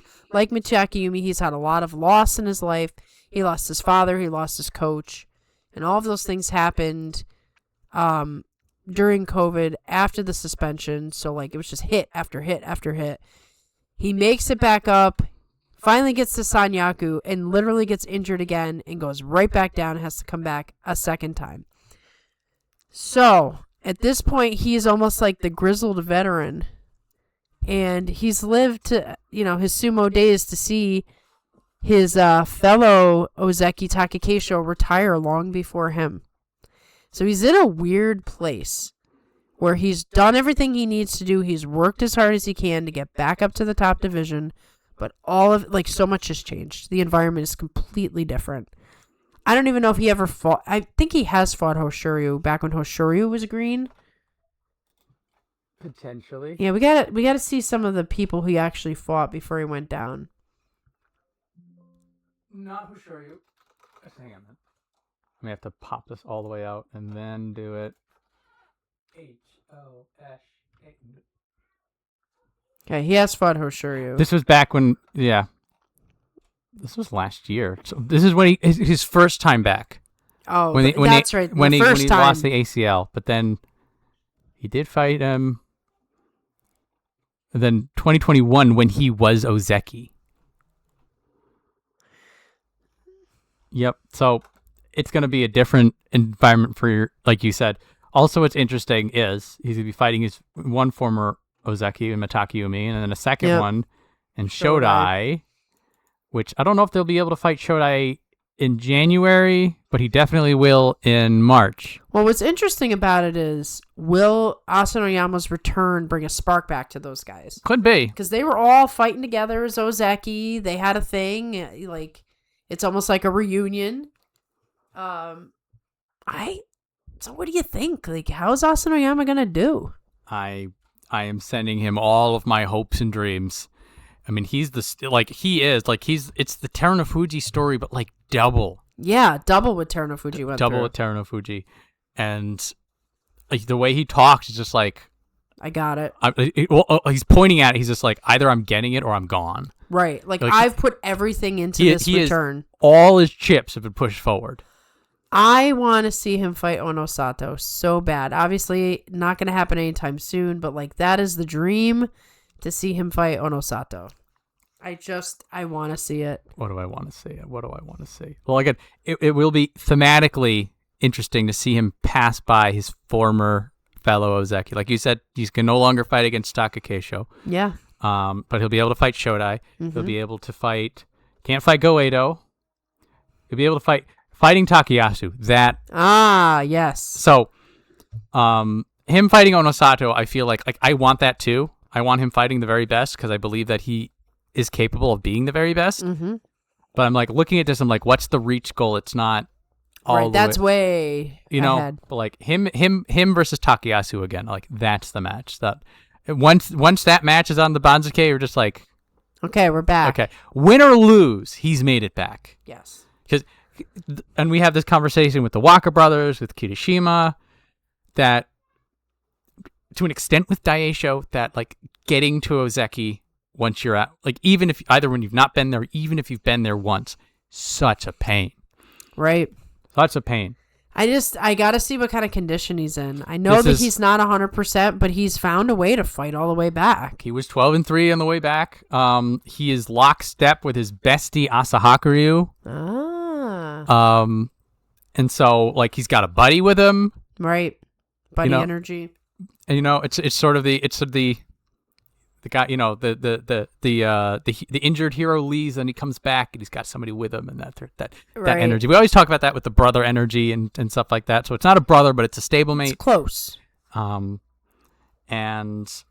like for January for me, I'm just like positive energy, happy thoughts. I have the aspirations. We all want him to go back to Ozeki. Yeah. We all want that dream to end happily. Well, I mean, let's take a look at his competition. So he's got Ryuden. He's fought him plenty of times.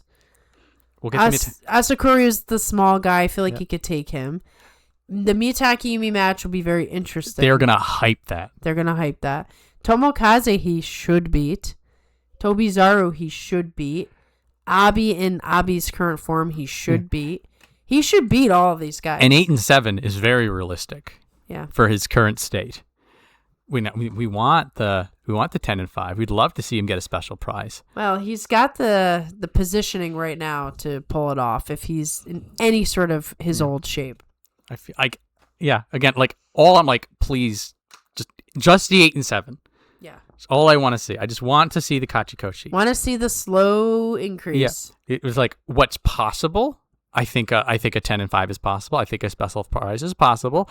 I think seeing some of these matches with some people higher up, because here comes this guy at M16 who's here to ruin the U show again.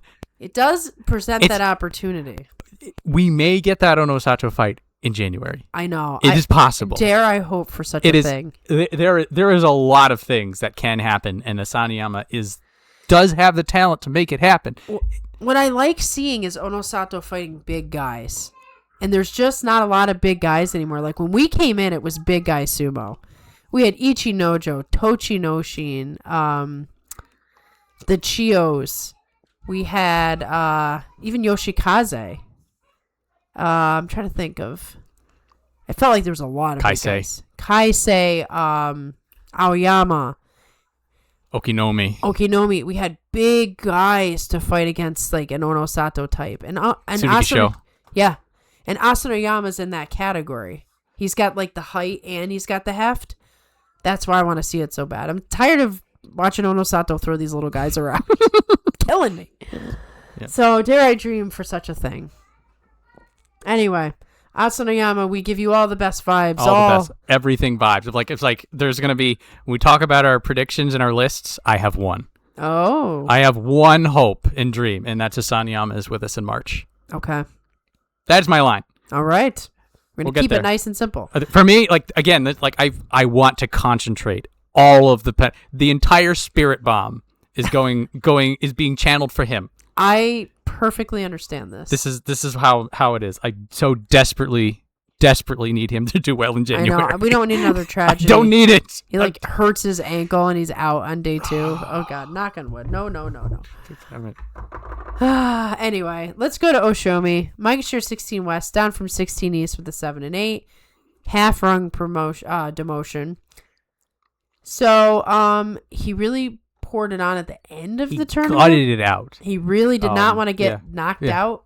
By the by, for people who want to know more about Osho Umi in November, JJ of the Sunday Morning Sumo Show did a nice breakdown. It was thorough. He had made some good points. There was a couple of things I didn't even think of. Oh, gotta check that out. Go over to Sunday Morning Sumo Show. Our buddies. We have a lot of buddies, but they're definitely our sumo buddies. Our sumo buddies. Buddies. He also did a video on Mita recently. Yes, these things did pop up in the algorithm, so they're on my save list to watch.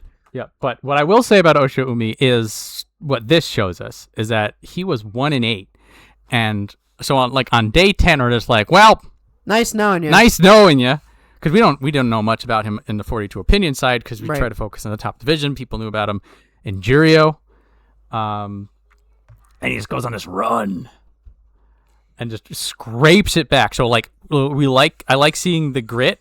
Yeah. And then if this 1 and 9 was all nerves, if it was concern, maybe injury, he was mummified up there. Mm-hmm. So there's a lot of things that there could have a lot of November could have just been like, oh yeah, well things didn't work out. Right. So come January, if things start working out, right, you just carry that momentum forward. And also just knowing you're just you just took it out of the jaws of death. Exactly. You just reached in. You changed your fate, as they say. Yeah, so that it gives you some sort of hope for him to have a better January. A little bit of hope. And it makes, it's impressive to see somebody make that kind of comeback. Yep. So that's the optimism. On the other hand, you can have something like Kaio happen, where you just find out it's just the top is just too much. Yeah. So we're Some going to find people that out. will be the case. One way or the other, we'll figure out where he lands in January. But just the fact that he's here in January is in itself sort of a testament to his will. Which right, is because he pretty shouldn't be. If he hadn't pulled that off in the second week, he'd be long gone. So, yes, we will see. Yep, he got a second crack, and now he's going to have these other 3 hotshot contenders coming after him. So there's going to be a lot of interesting, and between on the 16 and 17, just seeing those guys go at it, that's going to be interesting. Oh yeah, I think that's going to be pretty fun. So let's talk about them. Asa Hakuryu, Maegashira 17, up from Juryo 2 West, 10-5, reaches the top division after only 2.5 years after joining sumo. So this is the well, I'll call like the normal genius approach, because I think he started out all the way at the bottom. So he came in the basement door, and yeah, Jonokuchi. So you have a lot of these people, these faster risers. They start out in Makushita, and you still got a long way to go. But like somebody like Aonishiki, they did away with like the super fast tracks. The fast track is your Makushita 60. Yeah. Which is still but if you're somebody like Asahakuru, you got. Jonidan, to start from Jonidan to come all the way up. You're Jonokuchi, then you're Jonidan, then you're Sandanme. Yeah. And then you're in Makushita. He bangs around Makushita for a little bit. And then what might happen around here is that he starts to hang out with his buddy Asanoyama. Yes. This is the narrative. This is the narrative I'm forming. Because he spends no time in Juryo. Look at this. He's in Juryo 11, and he wins, and then he's in Juryo 2, and he gets 10-5. Right, so, and Asanoyama coincidentally, quote unquote, enough. And they're training buddies. Yep. From what I've seen, we've not seen much of Asahakuru's sumo specifically. Like I've seen a few Juryo matches, similar style, grappling, aggression, kind of a thing. And again, like the fact that both of these guys are coming in together, and you have Asanoyama who's back again, riding that, and then you have Asahaku like the new high, and they won't have to fight each other. It's a very fun dynamic. They can take losses or take wins off of other people for each other. There's a lot of fun. And again, like the dream I have in my head is that the both of them are climbing up together. Ah, that would be nice. It'd be cool. It's cool. We'll see what happens in real time, but like we have this beautiful story in the future. We need after all the sadness. What could happen? It could happen. Now, top division does make fools out of a lot of us, particularly these days. The gap between Juryo and the top division has been getting a little bit wider. Yeah, and how old is Asanoyama now? We need to... 30 something. Yeah, like he's veteran at this point. 30. He's 31. Okay, so not quite veteran, but veteran. He's on. Yep. Well, when you get on the north side of 30, that's when it starts. Because dude, the 26 to 30 is like the peak combination of sumo skill and body growth and age. I mean, people start when they're 15. So like you have the Aonishiki 21. You're just like when you're that young, you're just fueled by youth. But exactly. Asanoyama's the old wily guy who's gone through this twice. But who knows? I mean, Terunofuji did it in his 30s too. Yeah. Looking forward to seeing Asahakuryu. Yes. And we will now go to our final guy, Hatsuyama. Maegashira 17 West, up from Juryo 5 East, 11-4. So, this was a tricky one. He would need a great score at Juryo 5 to come up. What's interesting, looking at it from our perspective about Hatsuyama, is the fact that he fought out several other people. Beat out Kodo Eho, who I believe was at M3 with a 9-6. He tells him to wait. Fuji Seun was at 1 West with an 8-7. Mm-hmm. And so he tells him, you're not allowed to go anywhere. So there's multiple people over here that Hatsuyama was picked over to go to the top division for that third spot. Right. And so looking at that, you're like, okay, this is a vote of confidence from the Banzuke committee. Right. They think he's got something to prove. They think he's a better candidate for Jiro than these other two guys. So now we need to know. He is one of my favorite names because you get so used to all the Asas and the Fujis, and for some reason I like this Hatsuyama. It just rolls off the tongue. Now he's at the very, very low rung. Right, it's like do or die at this point. There is no margin of error for him. Yeah, he has to prove himself immediately. He has to get his 8 and 7 or he's gone. Tall order, but once again, with the exception of like Asanoyama, did he fight him last time? Let's see. Because he would have faced him in Juryo, I believe. I gotta scroll up. Oh, this is the tab that had all this stuff. Hatsuyama. No. It's interesting actually. Why did he? Oh no, day one. I'm blind. Oh, okay. I can't see, guys. Sorry. Yeah, I know that visual is rough. You have to. Well, everything's written on sideways, but anyway, Yes. yeah. So they did fight, and Asanoyama won. So that'll be a tough fight for him. But other than that, like, yeah, he's the young blood. Yeah. You know, we Gotta don't go know through the him. gauntlet. Top division doesn't know him. Congratulations! Literally every single person you're going to fight is ranked higher than you on the tournament. Good luck. Good luck. Tough place to be in, but we'll just see how it goes for him. We know very little about him, so this is probably one of my more favorite parts of the lower area down here. Is when you get the like newest. Seeing somebody, you're just like, win me over. Yeah, like a fresh face for me to learn about. Yeah, let me learn some new. So, this tournament had us lose Sadano Umi, who hung in there for so long. So Sadano Umi's now M4. Shonano Umi is also M4, and then they dumped Meisei all the way down to M8 because he was just completely gone. Up to Meisei whether or not he's going to be able to come back. Sadano Umi and Shonano Umi, it's like a coin flip for both of them. Like they can come back, but is it going to work out? Especially when you get a little bit deeper like that when you're at 4. Yeah. So what's interesting is this is a very, very strong top 5 in Juro. Typically, if you're in the top 5 of Juro, then you're in what would be like a normal range for contention for being up. But we've got Takeru Fuji, who we don't know what will happen with him, but he shouldn't be here as far as we can tell. He has no business. You have Koto Eiho, who's been up the top before. Fuji Seun, who was denied promotion by Hatsuyama. Kageaki and Tsuyokuma also have been in the top division before. There's a lot of people here who have been up and then got knocked down, so they want their second taste. The two people who haven't are Daiseizan and Fuji Ryoga. Now, Fuji Ryoga is the new hotness. He's been in sumo for less than a year, and he's already within striking distance of the top division. Here's another guy. He got the fast track. He got the fast track at Makushita 60.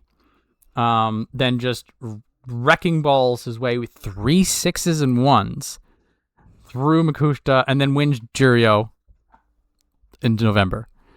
So he's the guy that people are looking at. Daiseizan, I think, has been in Juryo for a little while. Let me double check that. Oh yeah, he's been in Juryo a bit. Well, not that long. Been a year. This is more normal progression, but he's making a name for himself too. So those are the two. So normally it'd be like, oh, there's usually a couple of people are like they're probably going to do well, but like this time, like all 10 of these people, right? Anything could happen. Could have a good tournament, and maybe all 10 of them will. Right, and they'll just smash the bottom half. Yeah, it's going to be interesting, but it's new year, new blood, new life, everything new. Everything new. So our wish list, is there only going to be the one thing? I have one thing on my wish list. Okay. Asanoyama does well. Well, we see Asanoyama in March. Okay. My wish list will always have Hoshiryu winning the U show. Okay. So I gotta go with that. Also on the wish list is I want to be a little more ambitious. Okay. Asanoyama double digits. Yeah. I think he can get a special prize from here. Like 10, 11 wins. Yeah. Look at doing it. I think there's a very real chance we're seeing him fight somebody on the screen right now. Yeah. Like they're gonna have to get Kirishima out, in order to try to get him to lose. Yeah, so I guess all my wish list is gonna be Asanoyama with the exception of the Hoshoryu thing. So then the next Asanoyama thing is I want to see him fight Onosato. Very, very bad. I guess there's a part of me that's worried, like, if this new comeback doesn't work out, will we ever see him fight Onosato? I just got to see it once. You got to see it once. I get that. So that's why I'm kind of like pushing for it now. Double digits so that he can face Onosato and face him, I hope. Any other wish list items? I'd like to see Takanosho just steadily get his 8 and 7s. Oh, okay. Because I'm rooting for the Takanosho-Takakeisho relationship to continue as it is. And I think that's it. Yeah. There's a few other things that I would like to see. Okay. I'm putting everything into Asanoyama. Let's make it the Asanoyama wish list. That is my choice this tournament. Like there's a few things. I'm looking at a couple of them right now on the screen, and I'm like, no, there's no energy left for it. I'm sorry, because I have allocated all of my hopes and dreams. So who is your pick? Who's the pick? Who is the pick?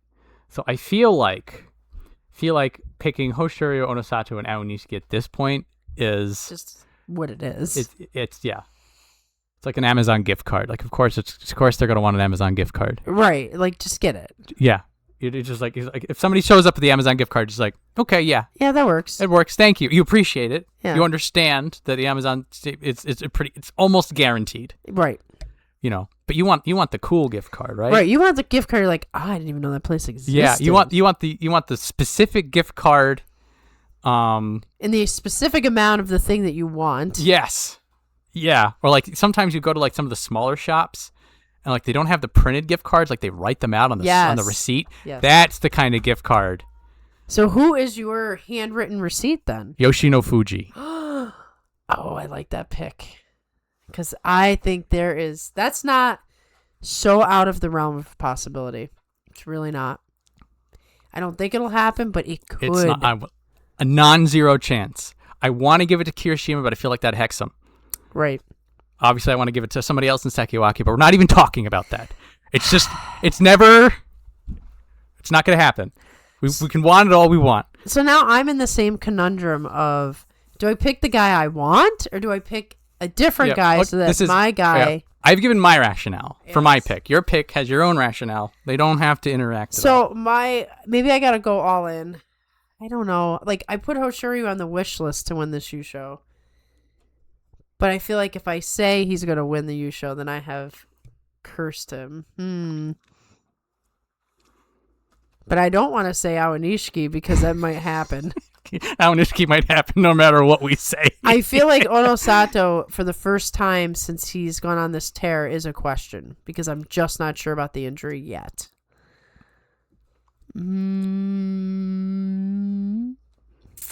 Gonna do it. You're gonna do it. I'm gonna pick Hoshoryu. Hoshoryu! He needs Please, it. He needs it. I need Hoshoryu to win now, not later. It's the one thing. It's the one thing he doesn't have is Yokozuna. Now he's top dog. Mm-hmm. He's been in Yusho contention. He's beaten the pants off of almost everybody. Like, there's one thing he needs, and then there's no room. So let me tell you what the scenario is like for me. Onosato is Goku. Hoshoryu is Vegeta. And then we go into Super, the movie, where Vegeta is finally Super Saiyan God and faces Golden Frieza. And he's got everything he can to beat Frieza. And he beats Frieza, but then Frieza blows up the Earth. And then they have to do some weird time thing with Goku so that it doesn't happen. So Vegeta gets robbed of the win, even though he was stronger and should have beaten him there. Is that my fate with Hoshoryu? No. I hope not. Okay. This year he'll get a Yusho. Guaranteed. It's got to happen. It's got to happen. The thing is that, like, every time it doesn't happen, it's, you know how it is? It just digs it deeper. It gets worse and worse. He's a better person than I, because somehow he still smiles through it and still jokes with everybody. Still Yokozuna. He goes to sleep. He wakes up. He looks in the mirror. He's just like, that's what a Yokozuna looks like.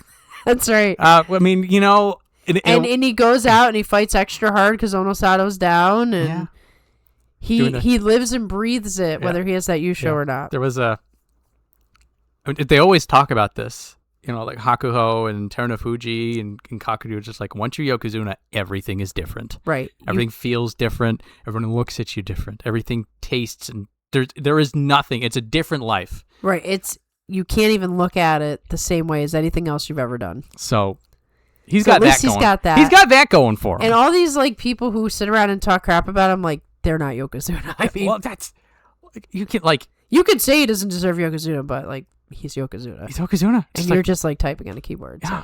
So. It's like it is beneath the level that's already beneath the level that he doesn't care. Right. I don't think he does care, honestly. I don't think if he cares about being a great Yokozuna and getting a Yusho, but he doesn't care that other people don't believe in him. I think the only reaction that he would have to people like that is to laugh.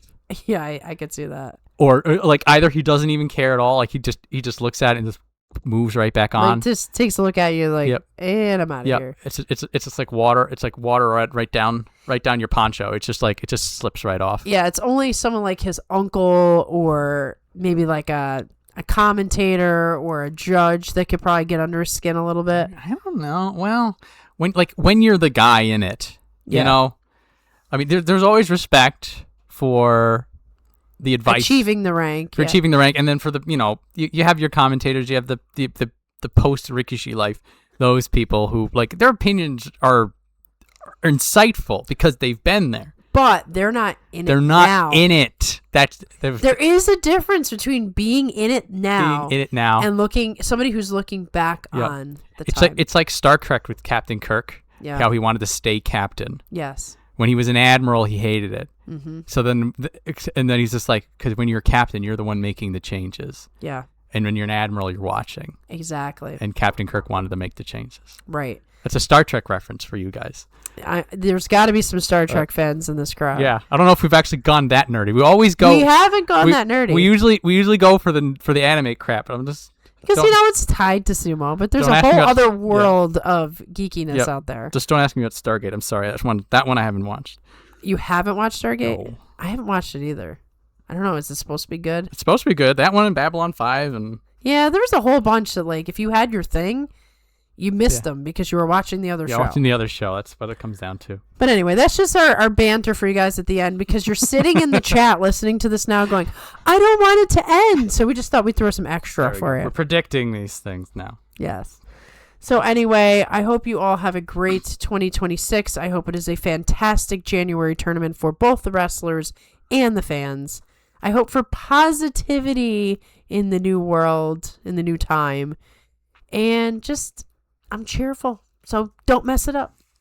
It starts on the 11th. The sumo hits. Hope you're ready. Hope we're all ready. Oh, I should do the plug. They always ask for the plug. All right, do your plug. All right, stupid plug. Stupid plug. What's up? You have been listening to 42 Opinions, the greatest sumo podcast on the internet. And if you don't think so, well then, I'm sorry you wasted your time. But if you agree with me, please like, comment, and subscribe. Would have been over 2 hours in, and they decide now that they don't like it. That would really suck for them. That would be fascinating. I'd be like, you just hate listen to this thing. Like, I wouldn't mind a comment from that person. Yeah, please. Who's the person 2 hours into this who just disagrees with everything we just said? If that's you, please tell us. Yeah. I would love to read your comment. And I still appreciate your time. Yes, your view still matters. The duration of your viewing. Matters. Please keep in mind we're a couple of white people in America who like this thing that Japan does. Yeah, it's kind of silly, isn't it? But also, let's just bring this up really quick. We are at 840 subscribers. We are 160 subscribers away from 1,000, which makes you, in my opinion, an official channel at that point. So, tell your friends, tell your family. Just subscribe. You don't even have to listen ever again. Just subscribe. Maybe if we get to 1,000, I have to do the plug. Oh, yes. You must do the plug if we reach 1,000. Thank you for listening to 42 Opinions. I won't finish this because we're not at 1,000 subscribers yet. And if you want to see an awesome live stream, then you better get some subscribers for us. Just saying.